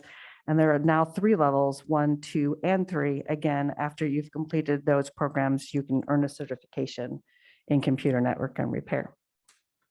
The new course is computer network repair is on page 38.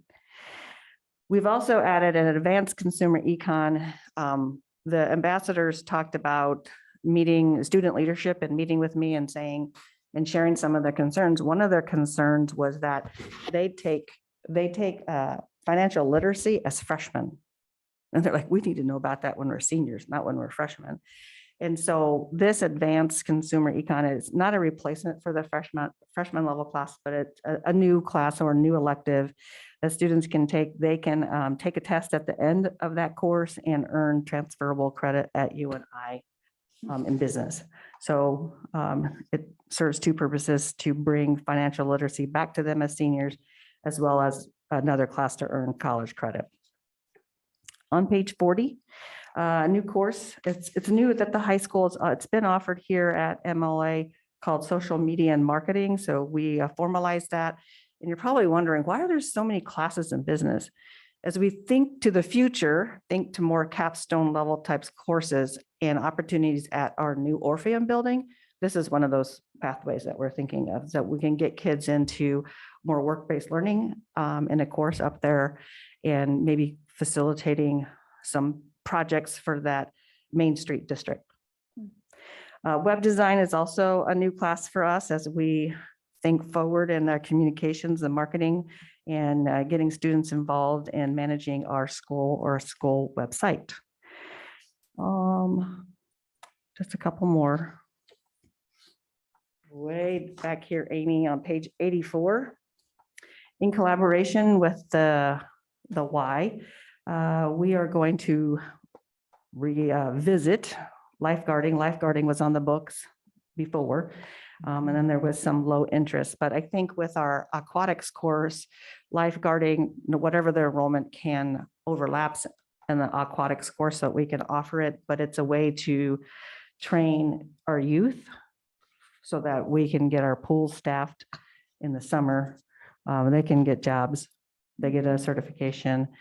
All of the aquatic recreation sites are then manned so that they're not closed, and our community can enjoy the wonderful pools that we have, whether at the country club or at the Y. Last two. Contemporary US issues. Mr. Raw Miller taught this class this year, and he changed it up just a little bit. So he really wanted to make sure that students are aware that this is a project-based course on civics. His students have decided through their research that one of the things they want to do is go to the middle school and talk a little bit about drugs and why they're bad for you. We don't have, what's that program we used to have in 5th grade?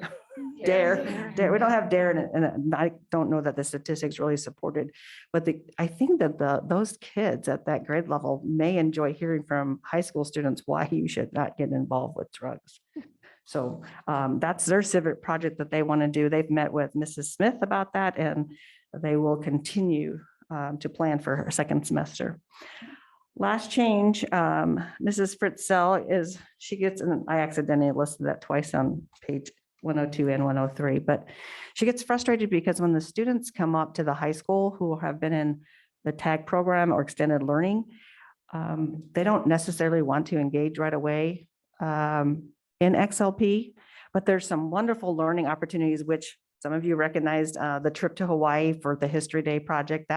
She does that every year. So it was easy for me to write why Marshalltown High School should get this, because of her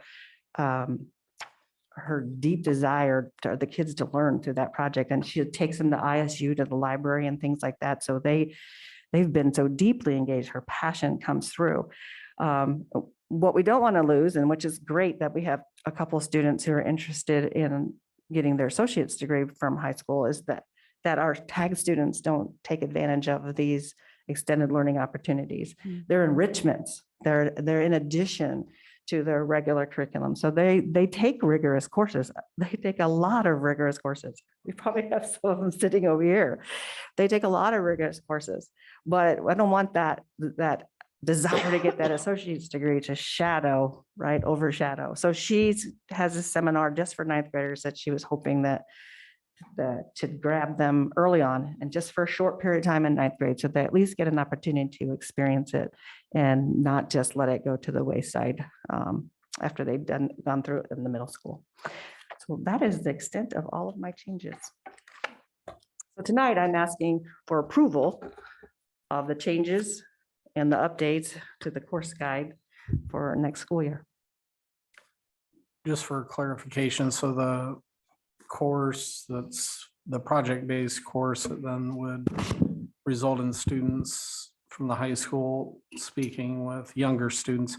Are they targeting Lenahan where the DARE program was, or are they targeting Miller? No, they were targeting Lenahan. I think Okay. Mrs. Smith might get provide.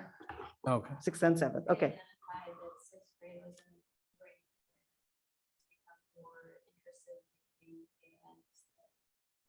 Need for education around how And I did listen to a few of their speeches, one gave a speech about suicide. That was a big deal. Another one had to do with sexual assault, which Rochelle talked a little bit about, mentors and violence prevention. So those were topics that they were extremely concerned about for teenagers in their research and then in their presentation. And then as a class, they settled on drug awareness for youth. Other questions for Jackie? I do. I just have one. XLP at 9th grade. I know that in the past, Susan has worked with students outside of their daily schedule to help them with individual projects.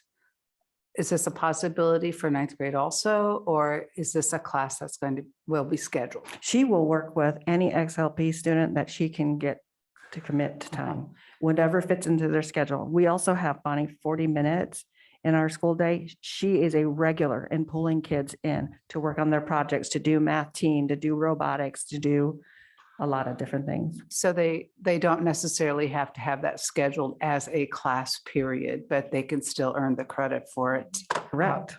Got Correct. it. So she, Great. and again, she can call them in during ENR if anytime that works for them. She's just committed to serving those students. Excellent. Yes, she is. She's really very efficient also.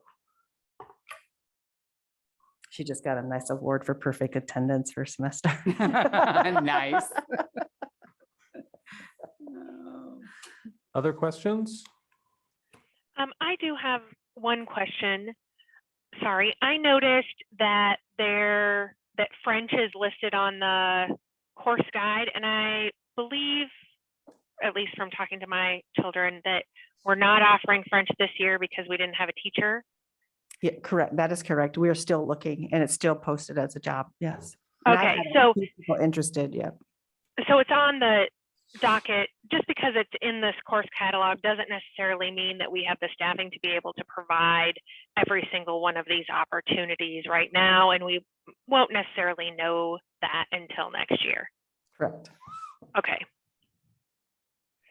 Has there been any thought to adding German and Portuguese and Russian through any kind of virtual means?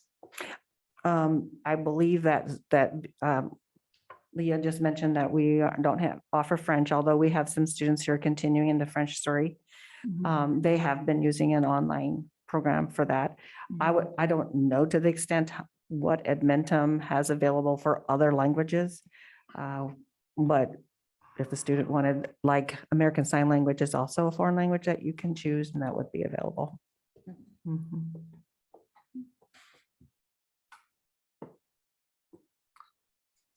May I have a motion to approve the 2022-2023 Marshalltown High School course guide? as Move to pres- approve. Sorry. No, you're fine, Bonnie. Move to I'll approve. second. Lowry, Stanley, all in favor, say aye. Aye. Aye. Opposed, say no. Motion carries 7-0. Thank you. Thank you, Jackie. I'm interested to, Dr. Shooter, I'm just interested to hear on the follow-up of the project that they're doing with the 6th and 7th grade. It'd be nice to hear.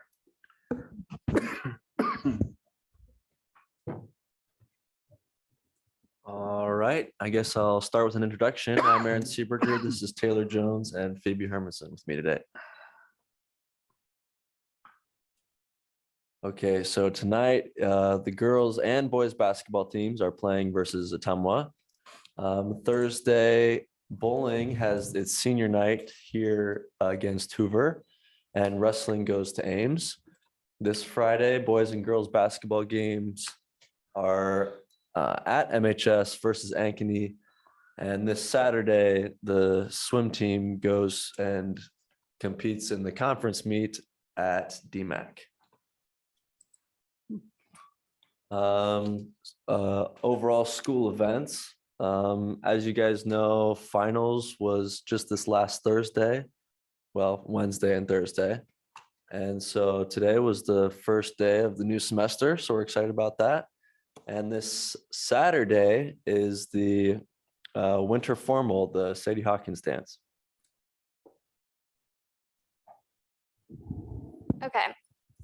So Aaron and I are both a part of STEP, which if you don't know what that is, it stands for Students Teaching and Empowering Philanthropy. So it's a group of 14 MHS students. And so basically what we do is we get $5,000 a year from the Community Foundation of Marshall County and the Martha Ellen Ty Foundation for a total of $10,000 every year. And so at the end of the year, we get to decide where we want to allocate those dollars to certain organizations and programs. So at the beginning of the year, which we've already done, is we decide on a focus for the year. So that's where we all are passionate about, that we want to address certain needs in the community. So this year, our focus is youth involvement in activities, poverty, financial literacy, and the beautification of Marshalltown after storms and stuff. So public art, murals, flowers, cleanup, all that sorts of stuff. And our focus helps applicants know kind of where we want to allocate our dollars, so they don't need to apply and spend all that time if they don't exactly match up with what we're looking for. So we just wanted to let you guys know that the application is open and it's due January 28th by noon. And you can find the application on the Community Foundation's website. And also West Marshall and East Marshall both have their own kind of programs that are like this, and they also have different focuses for the year. But if you're interested, you can check that out. We've only had 2 sports highlights for the week, I guess. Dimitri Furneaux scored a 300 game on Thursday against Fort Dodge in bowling. And wrestling had their tournament on Saturday, but it was canceled due to the snow. So they met and went and shoveled walks and driveways instead. That's it. Thank you. Thanks, guys.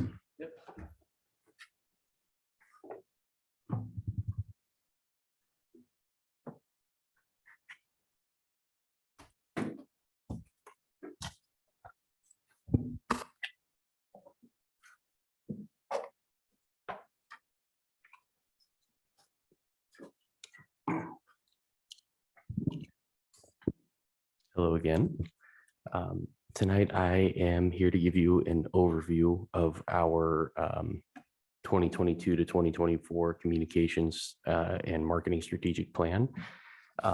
This has been something that's been a long time coming. I've put in quite a bit of work this year developing this plan in partnership with NSPRA and our district leadership team and focus groups.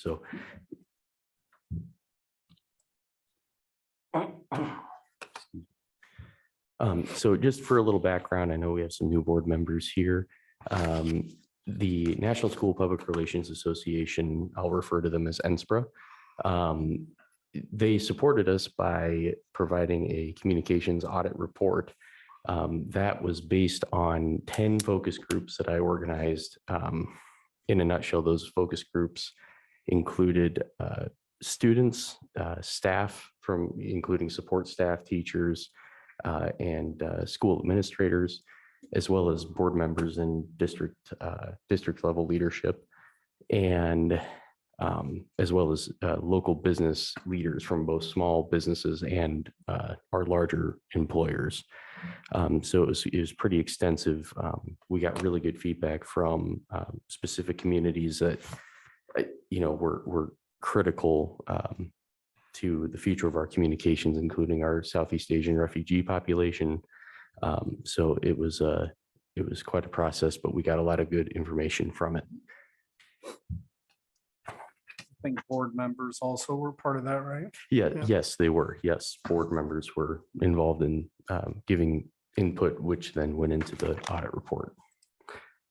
So 5 goals ultimately came out of that report.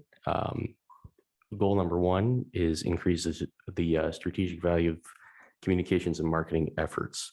So obviously this plan itself is a big part of that goal. And you can see highlighted their action steps related to that goal. In particular, the points of pride. We have been able to get an updated list of points of pride.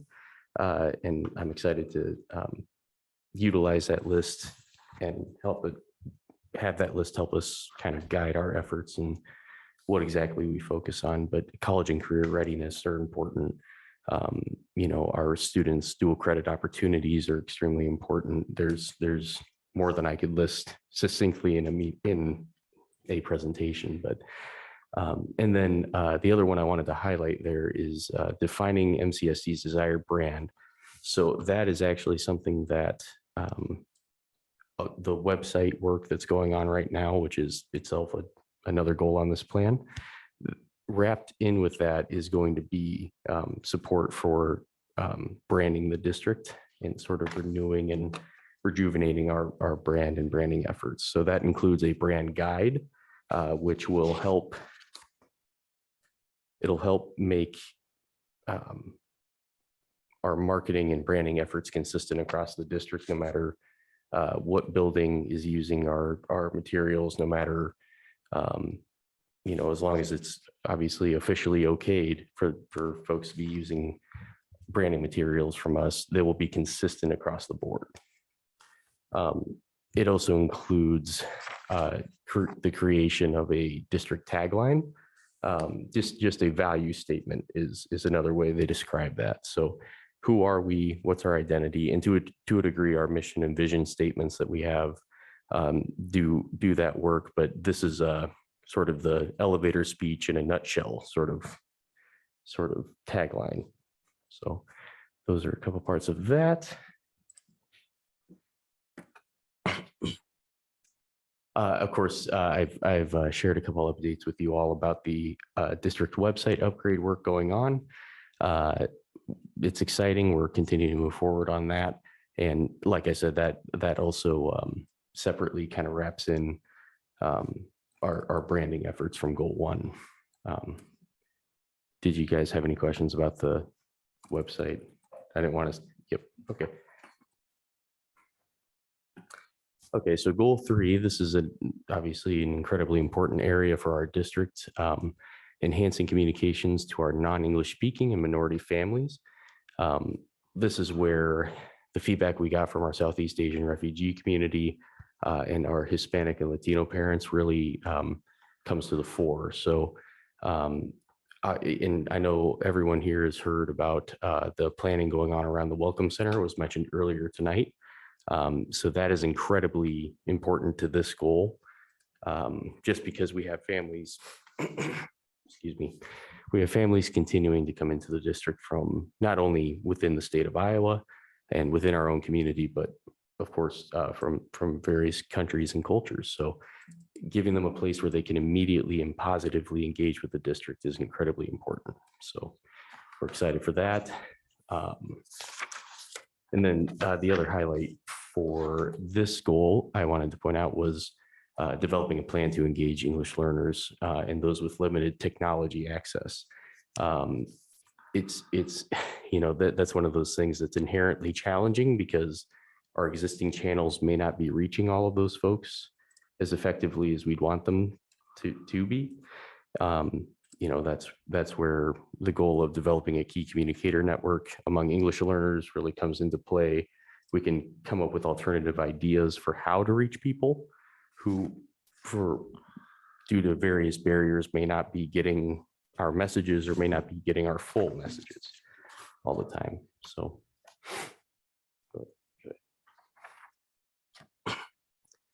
refine the district's social media presence is goal 4. So we have a good social media presence at several buildings at the district level. Those are more regular, posts are made and they're consistent about how they share information and that kind of thing. But we have some schools who don't have an identifiable, say, Facebook page, and that's incredibly important aspect of how people engage with our district online. And it's just another tool in our toolkit for how we can communicate not only with parents and students, but also with community stakeholders. So again, it's about kind of making those things consistent across the district. And then providing the supports to the staff at the building level, at the department level that they require in order to execute that. And then goal 5, make internal communications and employee engagement a strategic priority. So this is something that comes up regularly as a result of our Human X Culture Survey. And these action items are designed around how school districts at NSPRA has worked with, how they successfully engage positively with their staff. It's incredibly important, especially under, the stressful circumstances we've been under for coming up to 2 years now, I suppose. It's crazy. So one of the highlights from this, as far as action items, would be the e-newsletters specific to our staff. Now, this would be, the vision for this is for this to be at the building and or department level. It just helps staff stay in, we want them to feel like they're in the loop, like they're not missing any big news, any decisions that might affect their day-to-day. So it's just a good way for engagement at that, not just from the district to all of our employees, but from an employee's school building or their department. And then the other really important thing, I think, from goal 5 is the development of processes and expectations for administrators, particularly building level administrators and administrators at the department level. Again, that's just providing the supports that folks might need. We don't want to give them these action steps and say you're on your own. That is not what we're going to do. Giving them a clear path to succeeding in these areas is incredibly important. So, and with that, I wanted to share a couple next steps. So at the next board meeting on February 7th, I'll be, we as a district will be recommending approval of this communications and marketing plan. It's a 3-year plan. And then throughout February and March, we will be recruiting staff and stakeholders for committees for each one of these respective goals. The idea there is that they will have input and be able to help guide these goals to successful completion, and guide exactly how we execute those action steps. So with that, I will open it up for questions. Adam, I think more than ever right now is I think we talked about the scenario with the second grader, and I have a second grader, right? And as a parent, I'm trying to walk through those scenarios, maybe as a new parent, the communication and the marketing behind it. I think we got to step our game up, right? Of how we communicate and market things, and just kind of looking at it. I'm looking through here, what's the biggest thing people want to know? They follow things like Facebook, Snapchat, whatever they're using, the parents, they want to see their kid, right? Their kid, they like it come from us, but more or less if their kid is posting it, right, they're watching that stuff, those activities. I'd like to see somewhere in here where maybe there's a class, I don't know what it is, right? That is social media, these kids who drive results, kind of like what you're doing today. And focus on that somewhere in here. The other thing too, that I think we'll talk about marketing. The big thing is open enrollment. I believe Dr. Theron's done a great job bringing those numbers down, but we got to make sure that we're doing a great job with the open enrollment, bringing the pride back and making sure we all belong here. And so is this a rough draft, or is this something year by year, every 6 months we're to look at? What's the? Yeah, so I agree. This is the type of document that it has to be somewhat dynamic, right? Because the situation where, just like the pandemic kind of came in and sort of came down on all of us. Well, that changed how we had, what we were communicating about for a long time, and in some ways change how we had to communicate with people and what we were communicating about. So as far as like review of the plan and progress on the plan, that can be found, that's within goal 1. So that would involve an annual review of progress on the goals and the action items that are being focused on for a given year. So one of the key recommendations that came out of that NSPRA communications and marketing audit was that, you know, just being conscientious that we cannot tackle all of these things all at once. It simply won't be possible. And they suggested, you know, taking and focusing on, okay, what's the biggest priority right now, and addressing those first, and then moving through and completing the plan over the course of the 3-year time period. Of course, there are action items on, I think, every goal that we can and in a lot of cases are already kind of getting the ball rolling on, or have been getting the ball rolling on for some time now. I don't know. Does that answer your question? It does. I think we've had really good luck with parents in the district that want to step up and help out. And I've seen that on Facebook, and hopefully they're part of this somehow. But, you know, I'm looking at it as roles, principals. They're teaching these classes right now. Yeah. When are they going to do this stuff? Right. So spreading, that's another big part of the plan is, I think, as you're pointing out, that this empowers staff and principals and department heads to feel confident in being able to communicate on behalf, not of the district necessarily at large, but for their department, for their school, because there are great things going on all the time. And those folks are the best positioned to immediately get that good news out there and share it in a way that's impactful. And it you know, I think it means more coming from a teacher or from the building secretary or from the principal.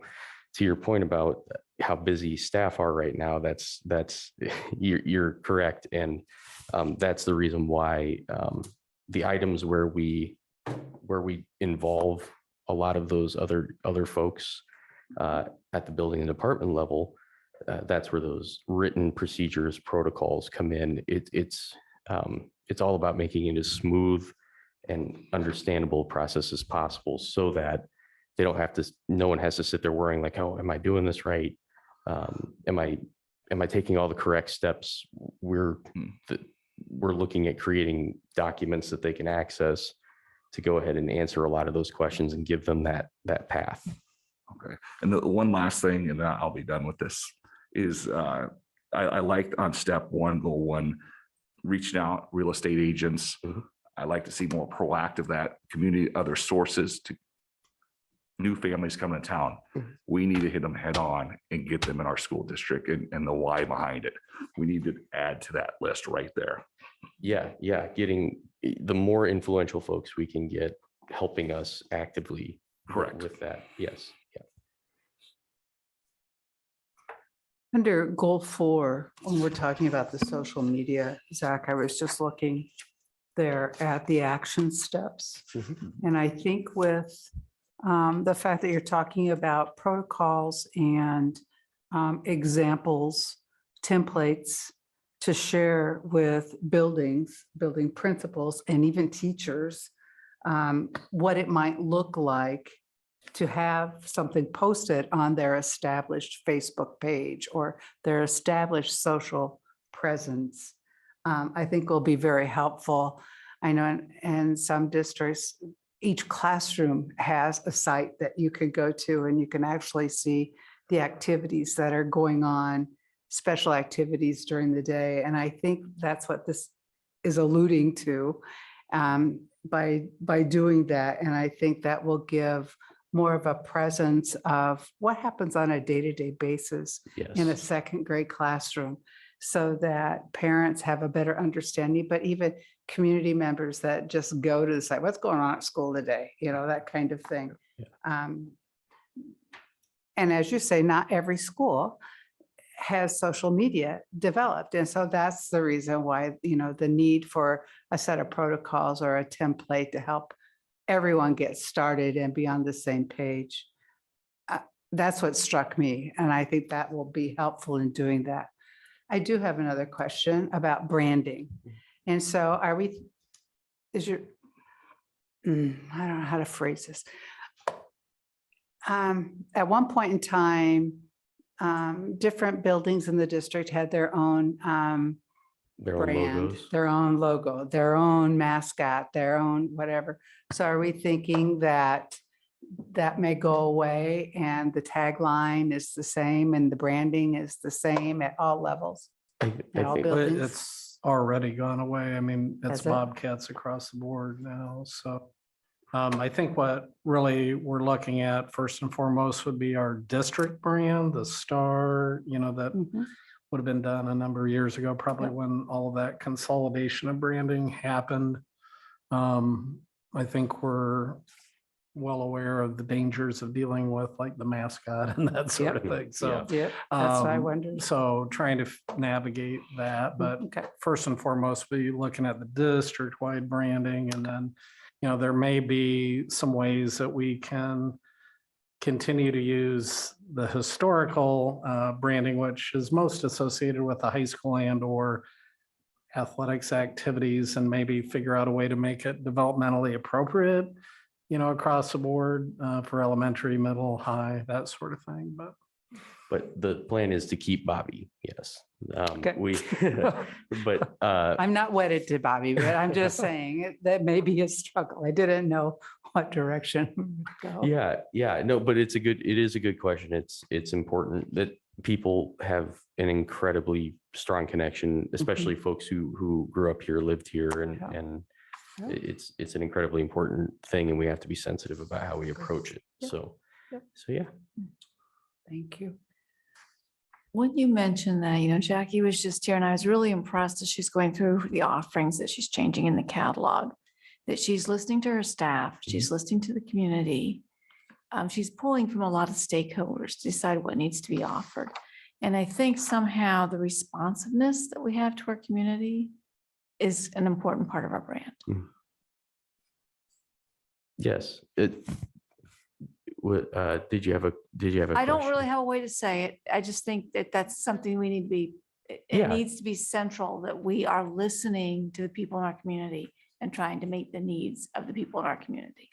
Yes, yep. And that's why I feel so good about the feedback we got that helped guide the audit report, which then helped guide us to this plan as it is, was that we did go and boy, the organizing 10 focus groups was it was incredibly enjoyable work, but it's difficult to do. You have to get people to understand and believe that you are listening to them, right, and that they should engage with us because we take their voices extremely seriously. I guess just want to throw it out there. I think the fact that you're creating committees to support each goal, that will bring in some of those stakeholders and community members that can take part of that goal setting and Yes, absolutely. strategies.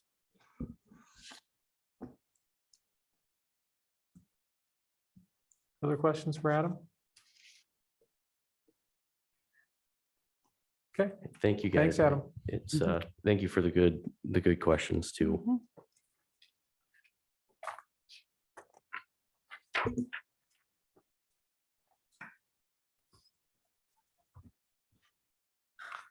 School calendar. So if you recall, on December 20th, I brought before the board two options that we were looking at for school calendar. One was very similar to this year's calendar. We called it basically the spring break calendar because similar to this year, it has a full week in March in connection with both the Regents and MCC. And then we had an option 2, which was a calendar that was a little bit different. It was more similar to the calendar that we had a couple of years ago, and we didn't do the full week in March. We did more of the extended break around Easter, and then we also tried to incorporate a little bit of an extension of the Thanksgiving break as well. Since that board meeting, we surveyed both our staff internally, our employees, as well as our families. And both of those groups had a very strong preference for option 1, which was the spring break calendar.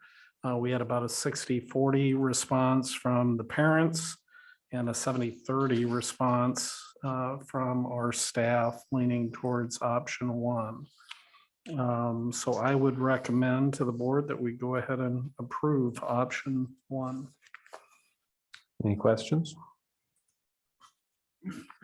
I just would like to point out that we surveyed people and we finally got survey results that are very clear. Yeah, Usually we get half on one side and half on the other, and yeah, so that was nice. Is there a motion to approve calendar option number one for the 22-23 school year as presented? So moved. Second. McGinnis, Wall, all in favor, say aye. Aye. Aye. Opposed, say no. Motion carries 7-0.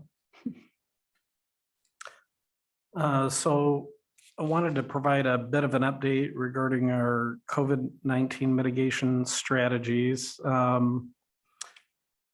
Everybody is anxious to be at a point of being able to further relax some of the mitigation strategies that we have implemented, especially I would say at the younger grades.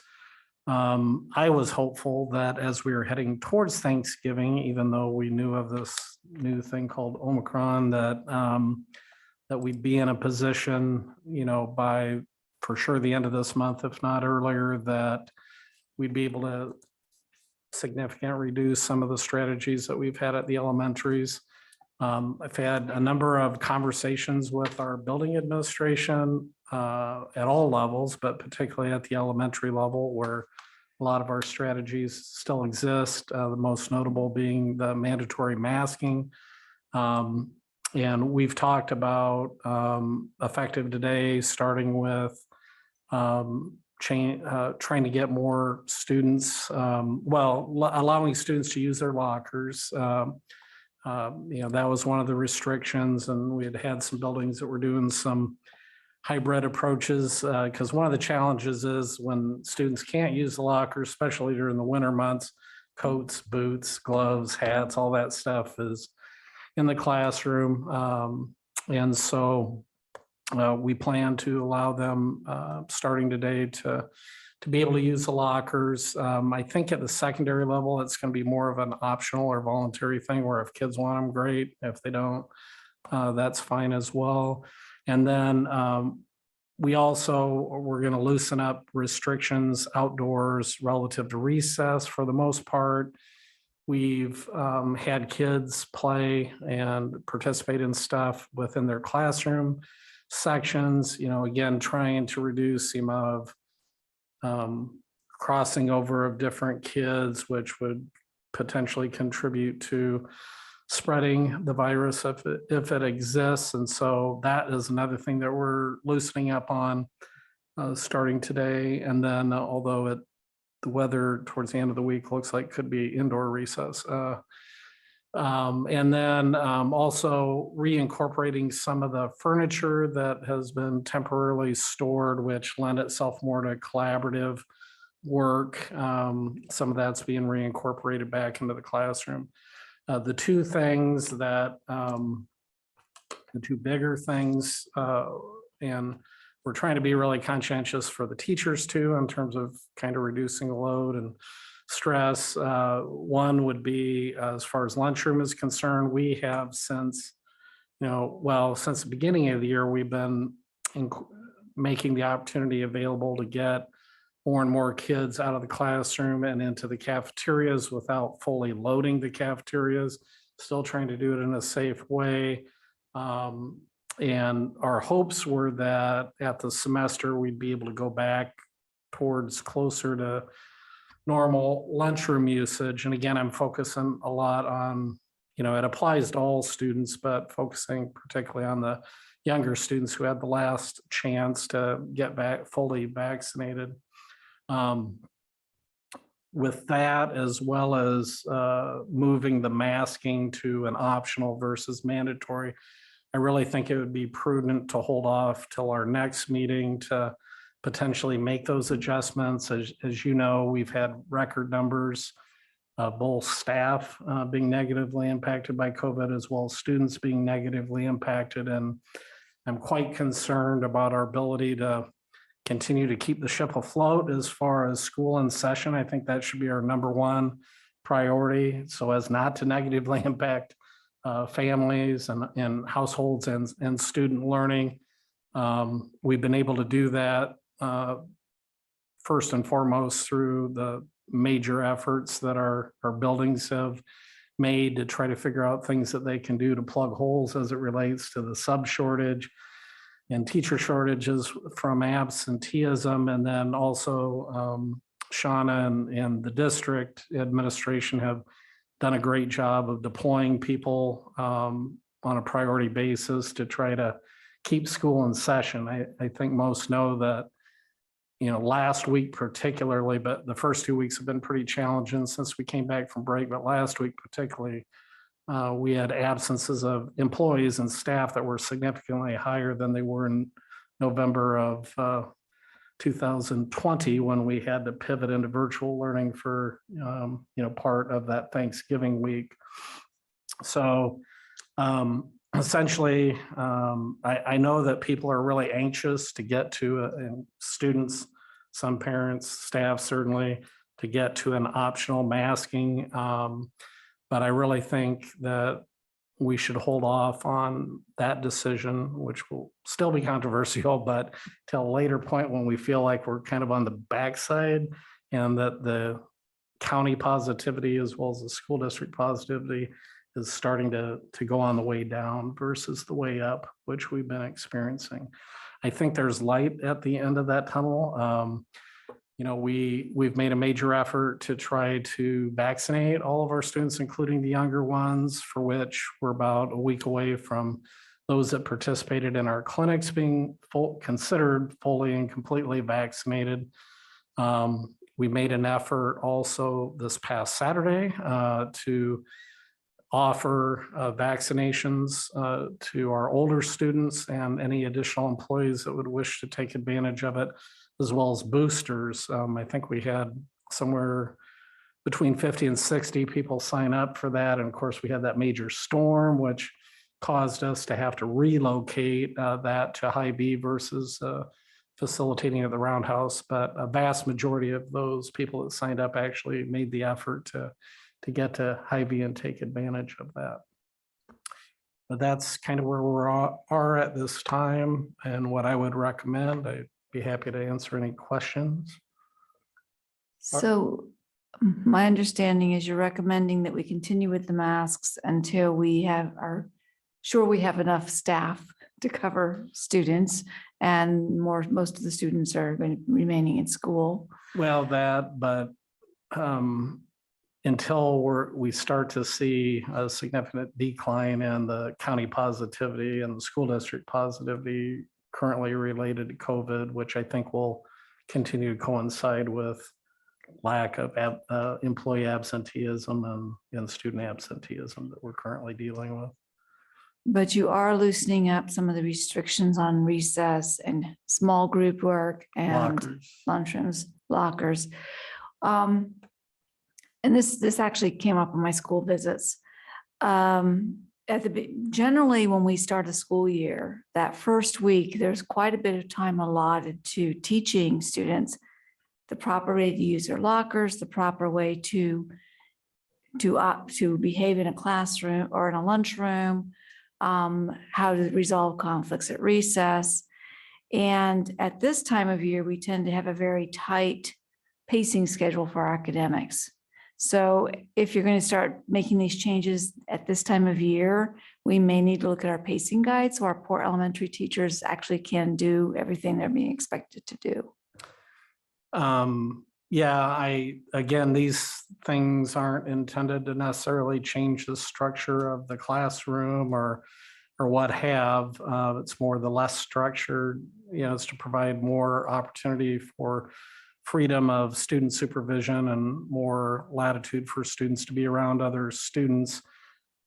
But the interesting thing, when we started to have these conversations back around Thanksgiving, we came to find that I'd say particularly at Lenahan and Miller, the schedule was, a lot of their scheduling was developed around the idea of not using cafeterias. So there are some adjustments there. The other point that you made, which, you know, is really interesting, is our elementary principals have talked about, you know, this is almost like a gradual release model where we continue to get more and more kids accustomed more frequently into doing things like the lunchroom because, for example, I think the kids through second grade, I believe, or at least the first graders and kindergartners, they've never been in the lunchroom setting other than maybe within the small groups that we've allowed to go in there. So absolutely, I think having more time to get more kids to a point of readiness. So when we feel more confident that a vast majority of them or all of them that would normally be in there during a given session can do so and be able to understand what needs to happen for it to be efficient and effective. Well, we forget that children aren't born knowing how to operate a cafeteria. You know, we have to teach these behaviors and they haven't been in one. Yeah, the other thing too that we've talked about is that there's going to have to be more hands on deck beyond the food service in order to accommodate this as well, because we've had a significant reduction in food service personnel, either through cutbacks that were a couple of years ago or through our ability to simply fill positions that have been vacated. So Director Large has done a great job at managing that, but we're in a position where we're probably at least one employee short at each of our sites, which is going to mean more people are going to have to be engaged in terms of getting the cafeteria ready for kids, more kids to be eating in there more frequently, and also to on the cleanliness side in between different groups of kids coming in there, we're going to have to engage probably students and other staff that would be helping monitor that. Other questions for Dr. Schutte?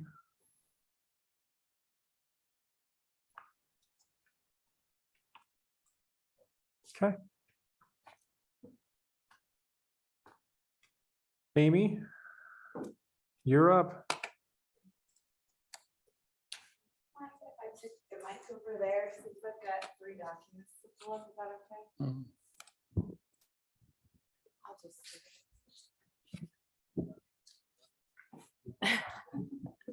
I've had enough people let me down over here. I'm just kidding.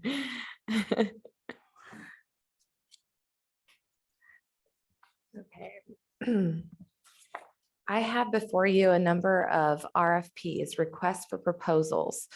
So basically I have the threshold to spend it up to a certain amount, a dollar amount, and then at $25,000, if we think a project will cost, then I need to get multiple quotes and bids, and then past $50,000, I need to actually go out and publish a request for proposals so that vendors can have an opportunity to put together a proposal, and then we can evaluate based on cost, quality, shipment, times, those sorts of things, sometimes relationships, local businesses. So this first one is actually for something that I do yearly, which is called E-rate. So for some of the new board members, E-rate is a federal program that allows us to receive federal funding for network equipment, some installation, some configuration, and actual services. Like our internet is provided 90% of the funding from this program, and the transport to buildings, same thing. So last year, we came up with a plan to replace our network in thirds. As you know, equipment gets old and it runs out of support, and it actually can hit an end of life. So last year we had about a third of our equipment hit end of life. And now it'll be kind of a 3-year deal. So 5 years, every 5 years, we get renewed funding from the federal government. So the plan is for the first year to replace a third, second year replace a third, third year to replace a third, and then wait till the end of the life cycle for the first year and then start over. So this would be the second year. And what you see before you is basically a third of our network. That is 88 switches. Those allow us to get wireless access throughout buildings, to have phones plugged into them, some of them have cameras plugged into them. And then another 12 switches, those are some of our secondary switches. But so that's a third of our network. And we would be responsible for about 10%. It's actually 15% of category 2. So 15% of this, but right now I'm just asking that you approve the request for proposal, and then I'll bring it back to you once I've evaluated the proposals. And then I would ask for confirmation that we can go ahead with it. Questions for Amy? You say life cycle's 3 years or 5 years? 5 years mostly. And it does differ, but 5 years is what we'd shoot for.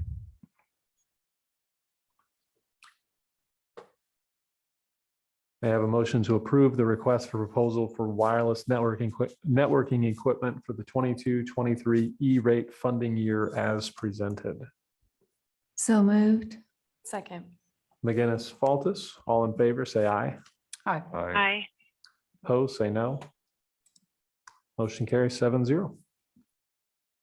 Great. One of the biggest roles of my position is to try to ensure that everything that we've been buying as far as technology continues to stay up to date and high quality, and can be updated so that we can stay within cybersecurity parameters. So in the past, we always had PC towers, so actual desktop towers at workstations. So last year, the board was kind enough to allow us to purchase laptops for every teacher, every certified staff member. Those are currently being rolled out as we speak. Lenahan, we just rolled out to all of the teachers. That was because they're 9 months behind. So that we asked for them last year, took them 9 months to get them to us, but we're now rolling all those out. So what this one is asking for is that for everyone who's not certified but has a workstation, we would also need to replace their device now. And it's pretty much a wash when it comes to the price of whether you're going to buy a PC desktop or a laptop. So as we've seen the need to be flexible and mobile, it just makes sense for everyone to have a laptop. So that's what this request is for. Questions for Amy? Are these all just Chromebooks then? No, these specifically are PC laptops. So it's an HP, and the specs are right here. It runs Windows 10. It's got an Intel i7 processor, and you can read those specs right there. So for our staff, we're having actual PC devices, and for our students, we have Chromebooks.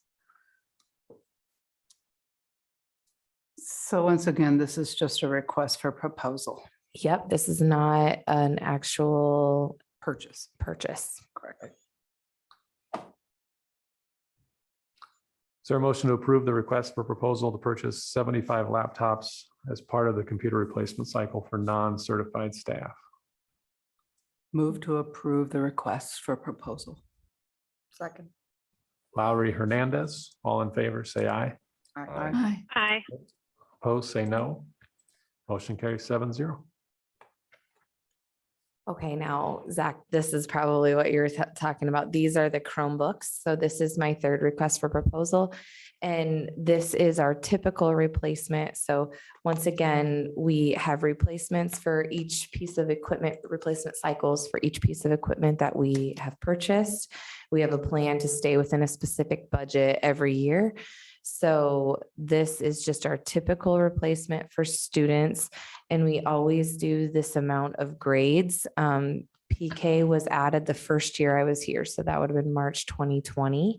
So here we have grades 9, 5, and 3 would receive a new Chromebook.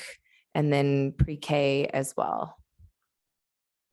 And then we also include in this RFP pre-wired carts. Those are to charge in the classrooms for elementary students. And cases we put on grades 5 and 9. And then the licenses that come with each one for it to be an educational license. Amy, I have a question. So for preschool and second or third, Third. Third, those stay in the classroom and don't go home with the students unless they have some need to take it home, or are those going home with students now? Every pre-K through 4th grader has a device specifically issued to them, but it stays in the classroom unless there are specific events that we have done in the past. We've sent some home, but they do not go home every day. These stay in the classroom. Okay, thank you.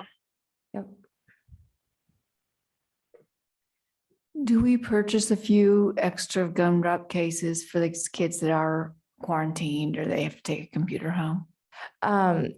Good question. We do, but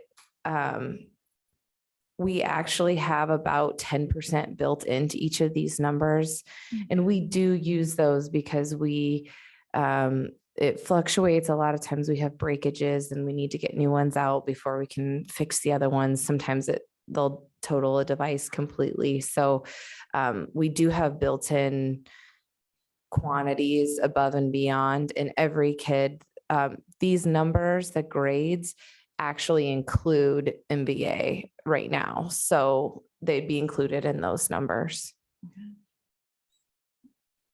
Are these Chromebooks powerful enough to do what we're teaching or programs that we want to do currently? Yes, they are. And there are a few things that we do supplement with computer labs still. So we have a couple labs at MHS and at MMS, when that will supplement for some of the like CAD type programming where we can't do what we need to with our Chromebooks, but those are so few and far between that it doesn't necessarily make financial sense when we could just have 25 computers do the job that we need to do. I just look at it as Apple computer, and obviously they're more expensive. But at Google, Apple, if they did programs, they do have grants for districts with our type of culture. Have we ever applied for that in the past? Not since I've been here. I actually come from a Mac school, and I would just tell you, I mean, you could talk in circles, and I have talked in circles about this on both sides of the coin, but from the district I was in and from many districts that I supported when I worked for the AEA, I wouldn't say that they're using the full capability of the Apple device. They're actually doing everything that a Chromebook can do. And that's my opinion.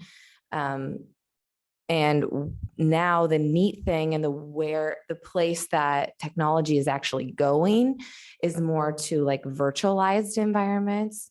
So there are already Amazon workspaces that we could simulate a computer on a Chromebook. And the backbone for that would be in the cloud using a server somewhere away from here. So we can do a lot with a Chromebook. We just really haven't had the need that our labs can't fulfill. So as soon as we run into that, I would love to do some virtualized stuff, but I just believe that what we have is sufficient, and it is creating students that are developing and not just consuming, which I think is the biggest reason that we want devices in the hands of each student. Other questions? Not, is there a motion to approve the request for proposal to replace Chromebooks for preschool second or third? Move to approve. Preschool, 3rd, 5th, and 9th. Okay, preschool, 3rd, 5th, and 9th grade. Move to approve that too. Second. Faltis Wall, all in favor, say aye. Aye. Opposed, say no. Motion carries 7-0. Thanks, Amy. Thank you. Board policies. Karina had two policies she reviewed and presented at the last meeting, 405.10, access to buildings, and 405.12, school nurse functions. Both of those had minor amendments that directors had recommended. We haven't made any changes since it was presented to you at the last meeting. I would recommend board approval and waive the second reading. Is there a motion to approve 405.10 and 405.12 and waive the second reading? So moved. Second. Lowry, Faltis, all in favor, say aye. Aye. Aye. Opposed, say no. Motion carries 7-0. As far as the initial reviews, I'll cover two policies and then Jan had the others. 406.3 licensed employee continued education credit is a policy that IASB recommends that we don't currently have, but it does reflect our current and past practice. So I'd recommend that come back for a first reading. And then through our review of policies, we recognize, I think Paulette recognized 412.3 classified employee group insurance benefits that we needed to strike the last paragraph, which historically has made reference to the master contract, which that's no longer a master contract item. And I think you'll hear that as a common theme through Jan's review. Any questions for Dr. Schutte about 412.3 or 406.3? Okay. Jan? All right, well, the first one I had was 406.1, employee salary schedule. And really the only difference there is they added and amendment. So it's employee salary schedule and amendment. Advancement. And an advancement, I'm sorry, an advancement. And the board will establish salary schedules and advancement for licensed employees' positions. So it was not a significant change. And again, I think it kind of reflected current practice. Okay. And then the next one was, oops, I just lost it. Sorry, I gotta bring it back up. Clicked out of the wrong thing.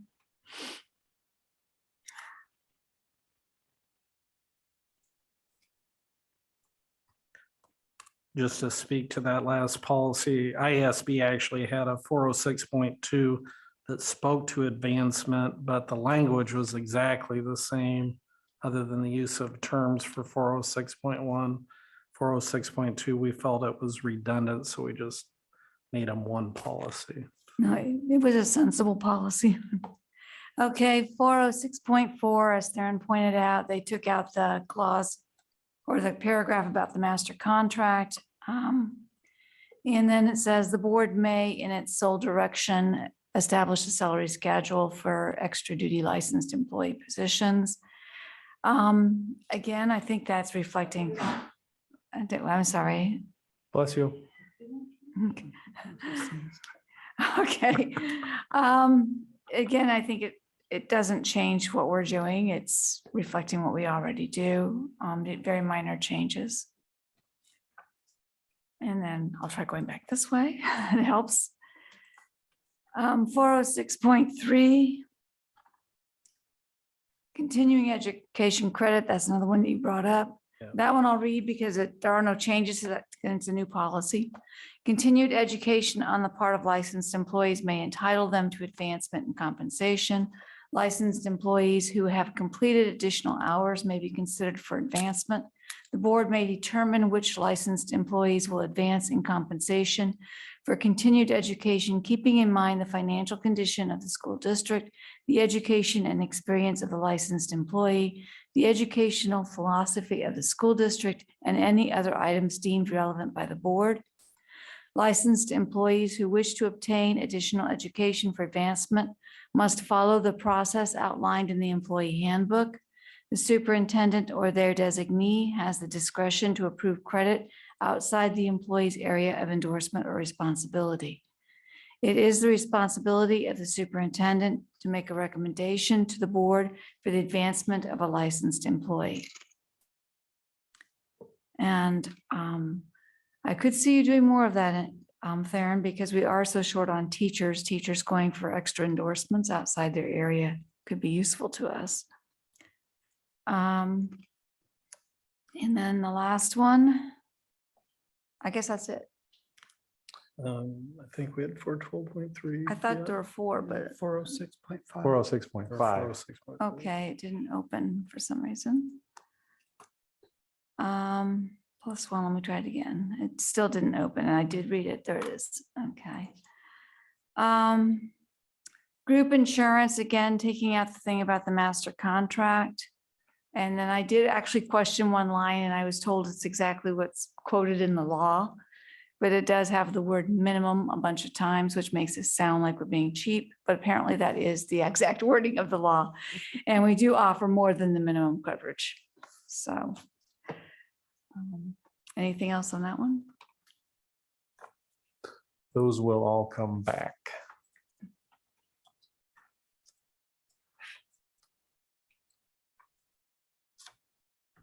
Book study.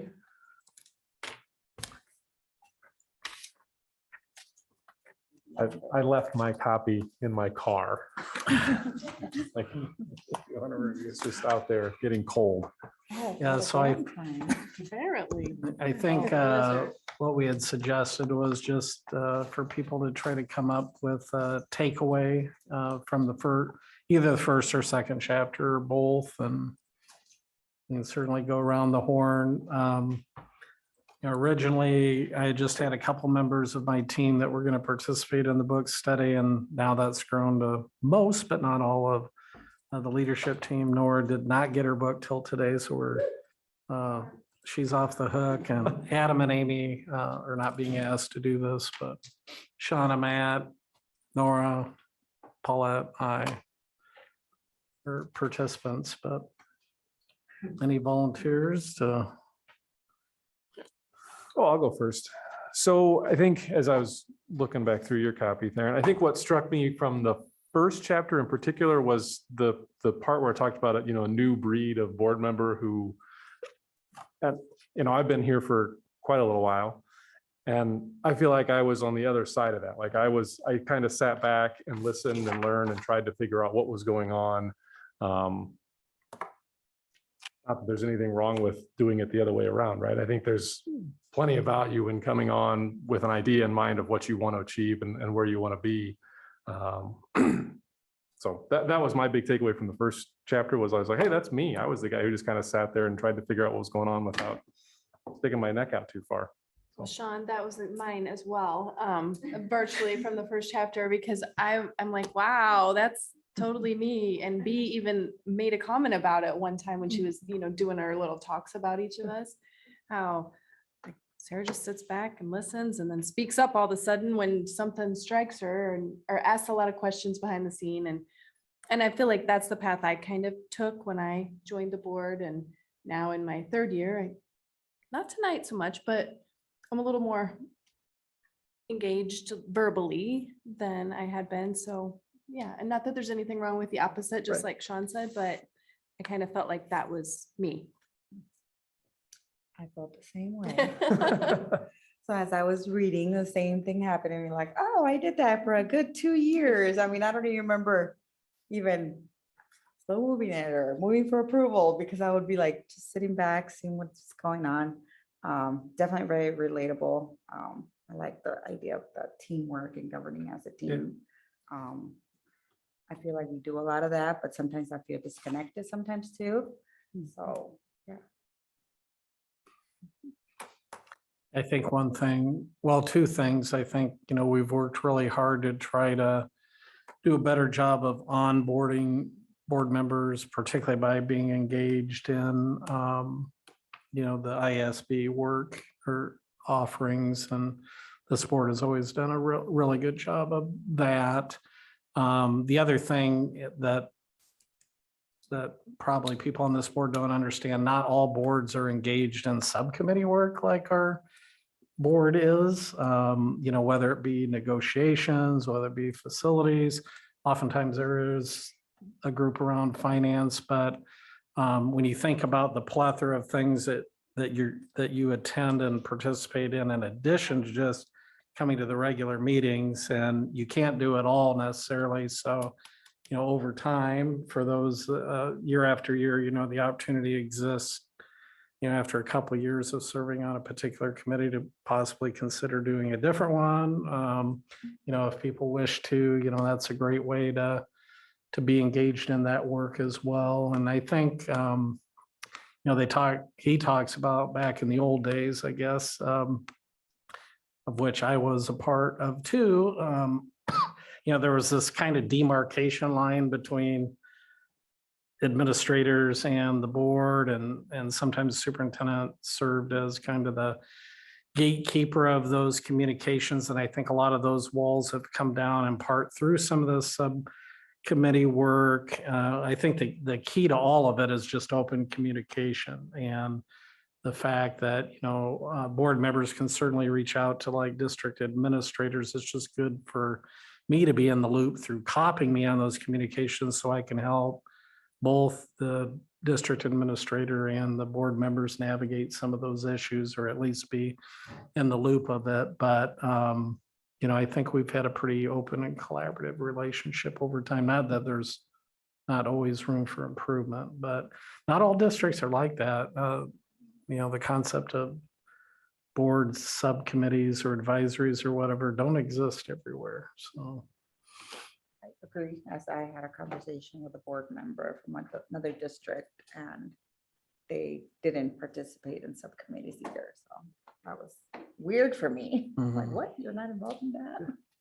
As you should, because you learn so much from them. I'm going to chime in here, just the DNA of our board. I was appointed in June and kind of came on without any onboarding as such, just kind of jumped in. And then we did a little bit of onboarding after the election. We did a little bit of that. And I know that on page 7, it talks about clarifying the board's governing role and functions and developing the board's structure with regard to well-designed board committees, and then updating the process for meaningful engagement. I think those would be 3 topics that I would like to entertain having a conversation with the board. That kind of thing, just to see what people are thinking. What does this mean to you? Kind of thing. And what are the expectations from the district level of working with the board? So that was still kind of unclear to me of what that would really look like. And I kind of went ahead in the book, and I know that there's some terminology that's way different than how this district functions, like just definitions of things like senior administrators. Are senior administrators sitting over there? Are they our board directors? Or who are the senior administrators in our district that the board should be working with and collaborating with?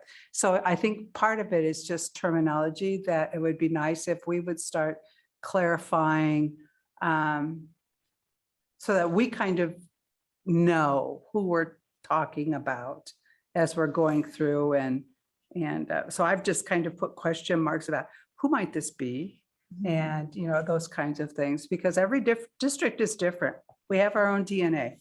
And so we need to develop to meet the needs of the district. But I would sure entertain a conversation about those 3 governing issues for board members. And there's a lot of places in the first 2 chapters where he's like, well, I'm going to talk about this more later. You know what I mean? And so it's like, well, just, can we talk about it now? I know. I've read through chapter 8.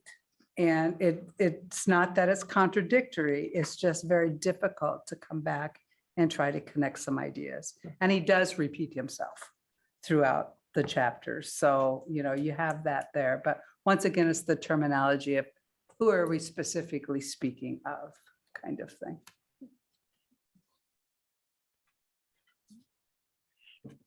So when I looked at, sorry, Jan. No, go ahead. When I read this, it was it's been a little while, but I took a couple of notes here. Just, I really like the idea of being collaborative with the full staff. When you mentioned a little bit the old school, old style versus new style of board member. I think I may be still a little new there, but I don't want to be that how they're talking about the old style of board where we don't really know what's going on or hear what's going on, and we're just here to like rubber stamp whatever the district puts in front of us, which is kind of how they were describing, not Sean and Sarah, that I think that was you, but that was how they were kind of describing it in the book. So I'm glad that you're doing this training, trying to get us onboarded quickly so that we can have more meaningful discussions and make more meaningful decisions for our district as a whole, and better understand really kind of what's happening across the board within the district.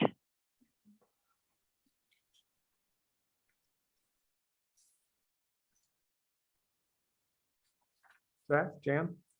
Actually, between Bonnie and they got it. They got it. Yeah. Okay. Yeah. Anything from the gallows? You might have to use the speaker. Seniors.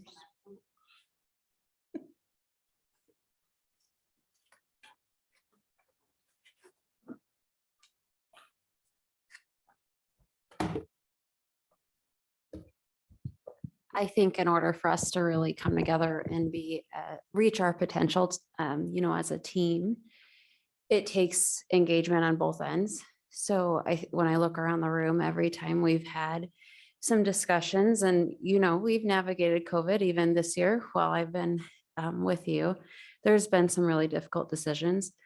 But I've noticed that our board is able to have those hard discussions, disagree and move on together, almost like a disagree and commit kind of mentality. And I think that you see that coming through, that the more that we emphasize the team and that we're here for Marshalltown, and we know that we're here to impact the students' lives, which I see in every single one of you. And then of course, everyone on our team as well, led by Dr. Schutte, we know we can accomplish the best things here. So I think that I couldn't agree more with just the overall engagement pieces that you see. You need it on both sides. And because we have that, we're just really, we're teed up. If you're in a golfing situation, we have that potential energy right there. And we're going to get through this pandemic, and we're going to reach some of those great goals that are out there. But ultimately, I just think that as long as we continue working together and understand that we're all doing the same, we all have the same intentions to make the best decisions for our kids and continue to collaborate, I really believe that we can do great things. And here's some products for us right here. I'm just going to add that, what really resonated with me is that the governance is a team effort. Being the, scared to say, most senior member of the district leadership team over the last 10 years, I've seen a number of iterations of boards. Some of those boards were really high functioning teamwork boards. Others, most of the team came with their own agendas. And in doing that, I didn't feel like we moved forward as a system very well. So when I was reading that part about being a team and whether we come with different ideas, unifying our work, that really resonated with me. The other thing that really connected with me is what you said, Bonnie. I'm not quite clear who the definitions are, and whether you're thinking about who the people are sitting here, or those are our building administrators. We don't have a good reference because if you look at our organizational chart, it's pretty flat. So it's hard to make a connection that way as well. So I'd love to hear more about that kind of definitions and who's really being fit into which categories. I thought you just helped everybody by acknowledging you were the senior administrator. It's remaining. How's that? I don't know what that makes me. Tenure. Not You're the the senior. newest. Not You're the the senior. newest. Yeah. I think I'd also like to piggyback off of that. And, I don't know that we're able really to talk authentically with you, and I know that I'm in a public meeting, but I want you to know that we want to communicate with you. You know, don't ever feel like you're a bother. We definitely don't want to catch Theron by surprise either. We know that he's much better when we keep him informed. So transparency. Better off. No surprises is a good motto for us, especially when you look at our partnership. But I just want to encourage that open lines of communication and let you know that we're not in any shape or form, discouraging that open line in communication. So. And as someone who came onto the board, never, ever, ever expecting to be on a board and having avoided school board meetings like the plague for the better part of 40 years, I really do appreciate, the fact that when I go through Theron and I have a question, your office, all of you do come back and you do respond and you do answer my questions and you do seem to take my concerns seriously. And I appreciate that because to me, that's part of working together as a team. And I do think it helps us work better as a board. I think it's important to remember too, we all have different roles. So we have different perspectives, and, the role that you play is very much, listening to the members of the community who are supportive of our educational system. Sometimes that's a parent, a student, a neighbor, and we don't always have those opportunities to hear from those perspectives. So, just always being open and an ear to listen, and there's no problem we can't solve together, I believe. And I know everybody feels that way. Well, I was gonna say, since Shauna, you started the bird walk, just one thing to add, the areas that I work with are really unique to just education, let alone to the public sector. So I would hope you guys would feel comfortable reaching out anytime you want to learn more about disability services, what is mental health and mental health services and those kinds of areas, because they are really unique. In my experience is people have a variety of understandings of it and sometimes not the most current. So please reach out, and happy to talk about it. Chapters 3 and 4 for next Yep. time. Thanks, guys. I'm at 9. You're on 9 too, you and Bonnie. Oh, you're at 9 too. What's that? I'm at 9. Yeah. I was bored. I was on an airplane.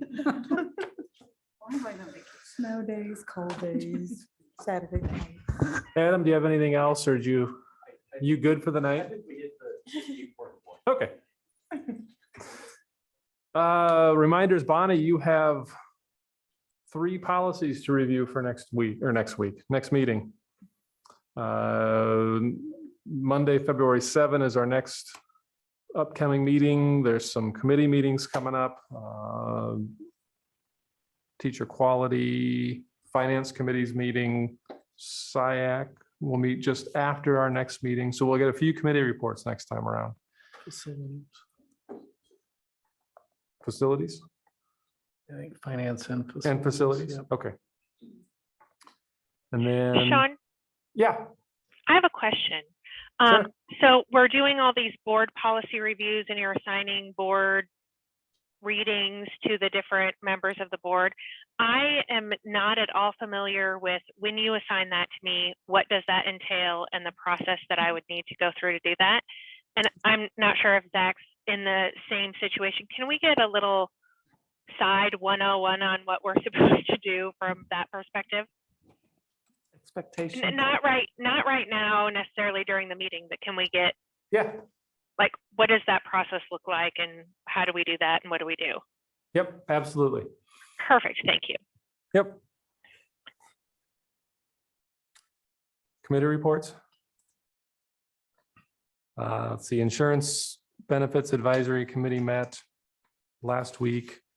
Help me out, Sarah, Paulette, Theron, Nora, anybody else who was there, but it was sort of a review of the past and sort of ideas for the renewal is sort of the big overview.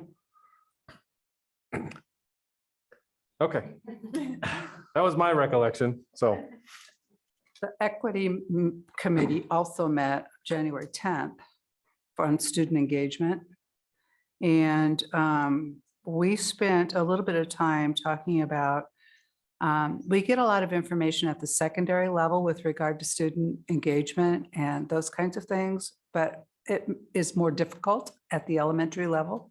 And so we identified some of those things that we could pull data together, or the principals could pull data together. We could look at student engagement at the elementary level.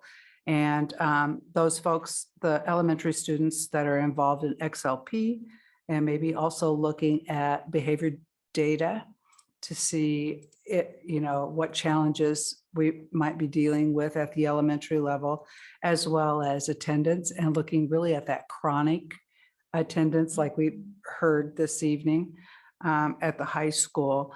And so Jackie and Ronnie, we're going to work together. There are two admin that are on that particular committee.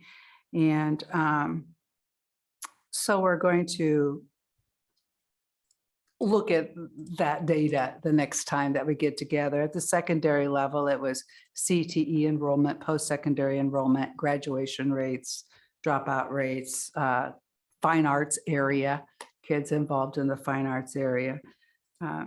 We also talked about the possibility, this kind of goes along with the communication piece, how each school might be able to create flyers of activities that are available and what's going on there at each individual school, and have that being sent home to the parents of students in those schools. And we talked about showcasing clubs and creating clubs that that kids are maybe in charge of. And we talked a little bit about levels of parental involvement and also data gathering. So we covered quite a little bit in just that hour period. So it was a good meeting. Thanks, Bonnie. You want to talk about Acer? Yeah, you may have to help fill in some blanks. I'll do my best. Yeah, we had we rescheduled Acer because we had a lot of people absent when we originally scheduled it, and we again had a lot of people absent, but when we actually held it last week. But from the city standpoint, I think Jessica Kinzer talked about the fact that the city's applied for all kinds of different grants to help facilitate the raising, renovation, resurrection of the downtown area based on damages, with tornado and derecho, et cetera. And I think their most recent effort was not accepted for grant funding to raise buildings. So they're continuing to try to figure out what they need to do there. And they're certainly moving forward on other areas of development throughout the city. She talked about the area with the drive towards JBS and the widening, I think, of that road and those properties, which were big news a couple of years ago, I guess, when they were doing the initial acquisitions and stuff like that. County talked a little bit about, the ongoing work at the courthouse, which of course is relevant for us because that will help dictate to a certain extent when we may be able to fully access the Orpheum. But, they're looking at fall of this year, hopefully, if nothing changes. They have a new contractor who was a subcontractor prior. So they feel fairly confident that they're able to hit the ground running, and there's quite a bit of progress, I think, that's happening inside, but yet still a lot of work to do. I'm trying to think what else, Sean. College talked about their parking lot projects and yeah, all of the college projects, parking lot was part of it. Interior renovations, some of those are starting to open up for the second semester. They're doing quite an upgrade with their technology and computer labs and facilities, including developing a gaming club and a game development, I think, curriculum. they're adding and- esports. Yeah, They're with gonna- esports, and that will be a new thing for which we'll want to keep an eye on, try to see what we can do to help build a foundation for that, whether it be at the high school or otherwise. What does the acronym ACER stand for? What committee is that? It's the Advisory Committee on Intergovernmental Relations. Thank you. Yeah, so it's a combination of city, county, school district. And then it also has like Iowa State University Extension, the community college, AA reps, just a variety of people. Yeah, and they meet quarterly. So Anything from labor management? It's okay to say no.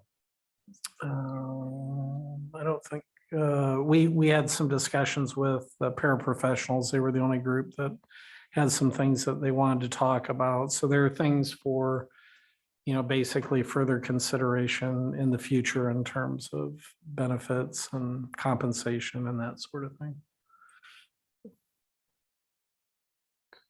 All right.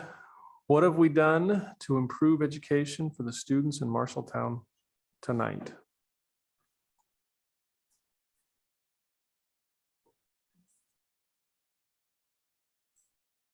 I don't know if it's something that we have done, but it was nice to the group that Jackie brought that is helping students. Students helping students. Students helping Yeah. students, yeah. And what we're trying to do, our mission statement says, we're trying to, our vision statement, productive and engaged citizens in a diverse world. And so if we have students helping students, they're just pushing them along that highway and recognizing that the FAFSA, if kids aren't getting the FAFSA done, well, it looks like we need to schedule another meeting to get those kids in here to get it done. And so just taking care of the needs of their peers. And that's a great characteristic to have. Just going along those lines with Woodbury, that collaborative problem solving, kids coming in, knowing what the problem was, and even coming in with a solution, that's amazing. Having that collaboration with them, for them to be able to speak for themselves of what they did and what they can do better. And when I asked the question about the parent, because I can just see this being taken home, as a strategy for parents who have that behavior issue there, because sometimes they don't see it in the school, but you can see it at home. So yeah, so our kids solving their own problems. Yeah, both of those were nice. And actually getting, maybe listening to the community, but getting someone to work with attendance and reaching out to parents and working with parents. Because one of my experiences as a middle school teacher is there are parents who don't realize that you are allowed to take your child's cell phone away. It is not child abuse. And it seems, but for the parents to get that support from school personnel and other people in the community saying, yes, you may act like a parent and it's okay. I think we need to pull together as a community because we don't always, sometimes parenting's a little scary.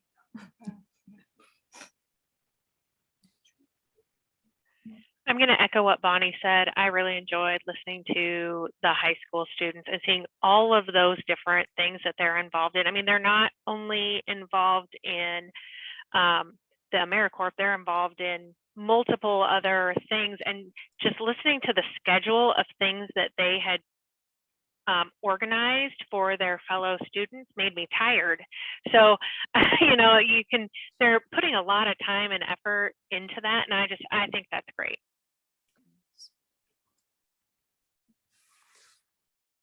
And I like the course guide, right? It's like 125 pages.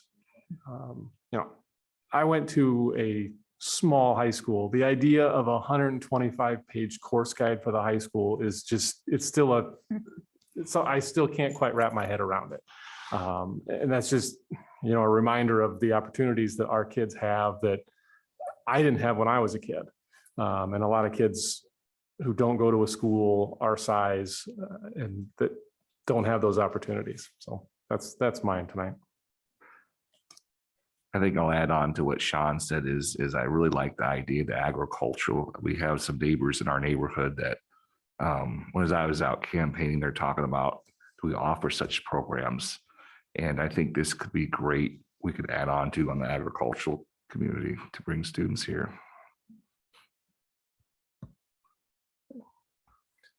Anything else, guys? If not, I'd take a motion to adjourn. Move to adjourn. Lowry Hernandez, all in favor, say aye. Hi. Opposed, say no. We are adjourned. Yeah. Exactly.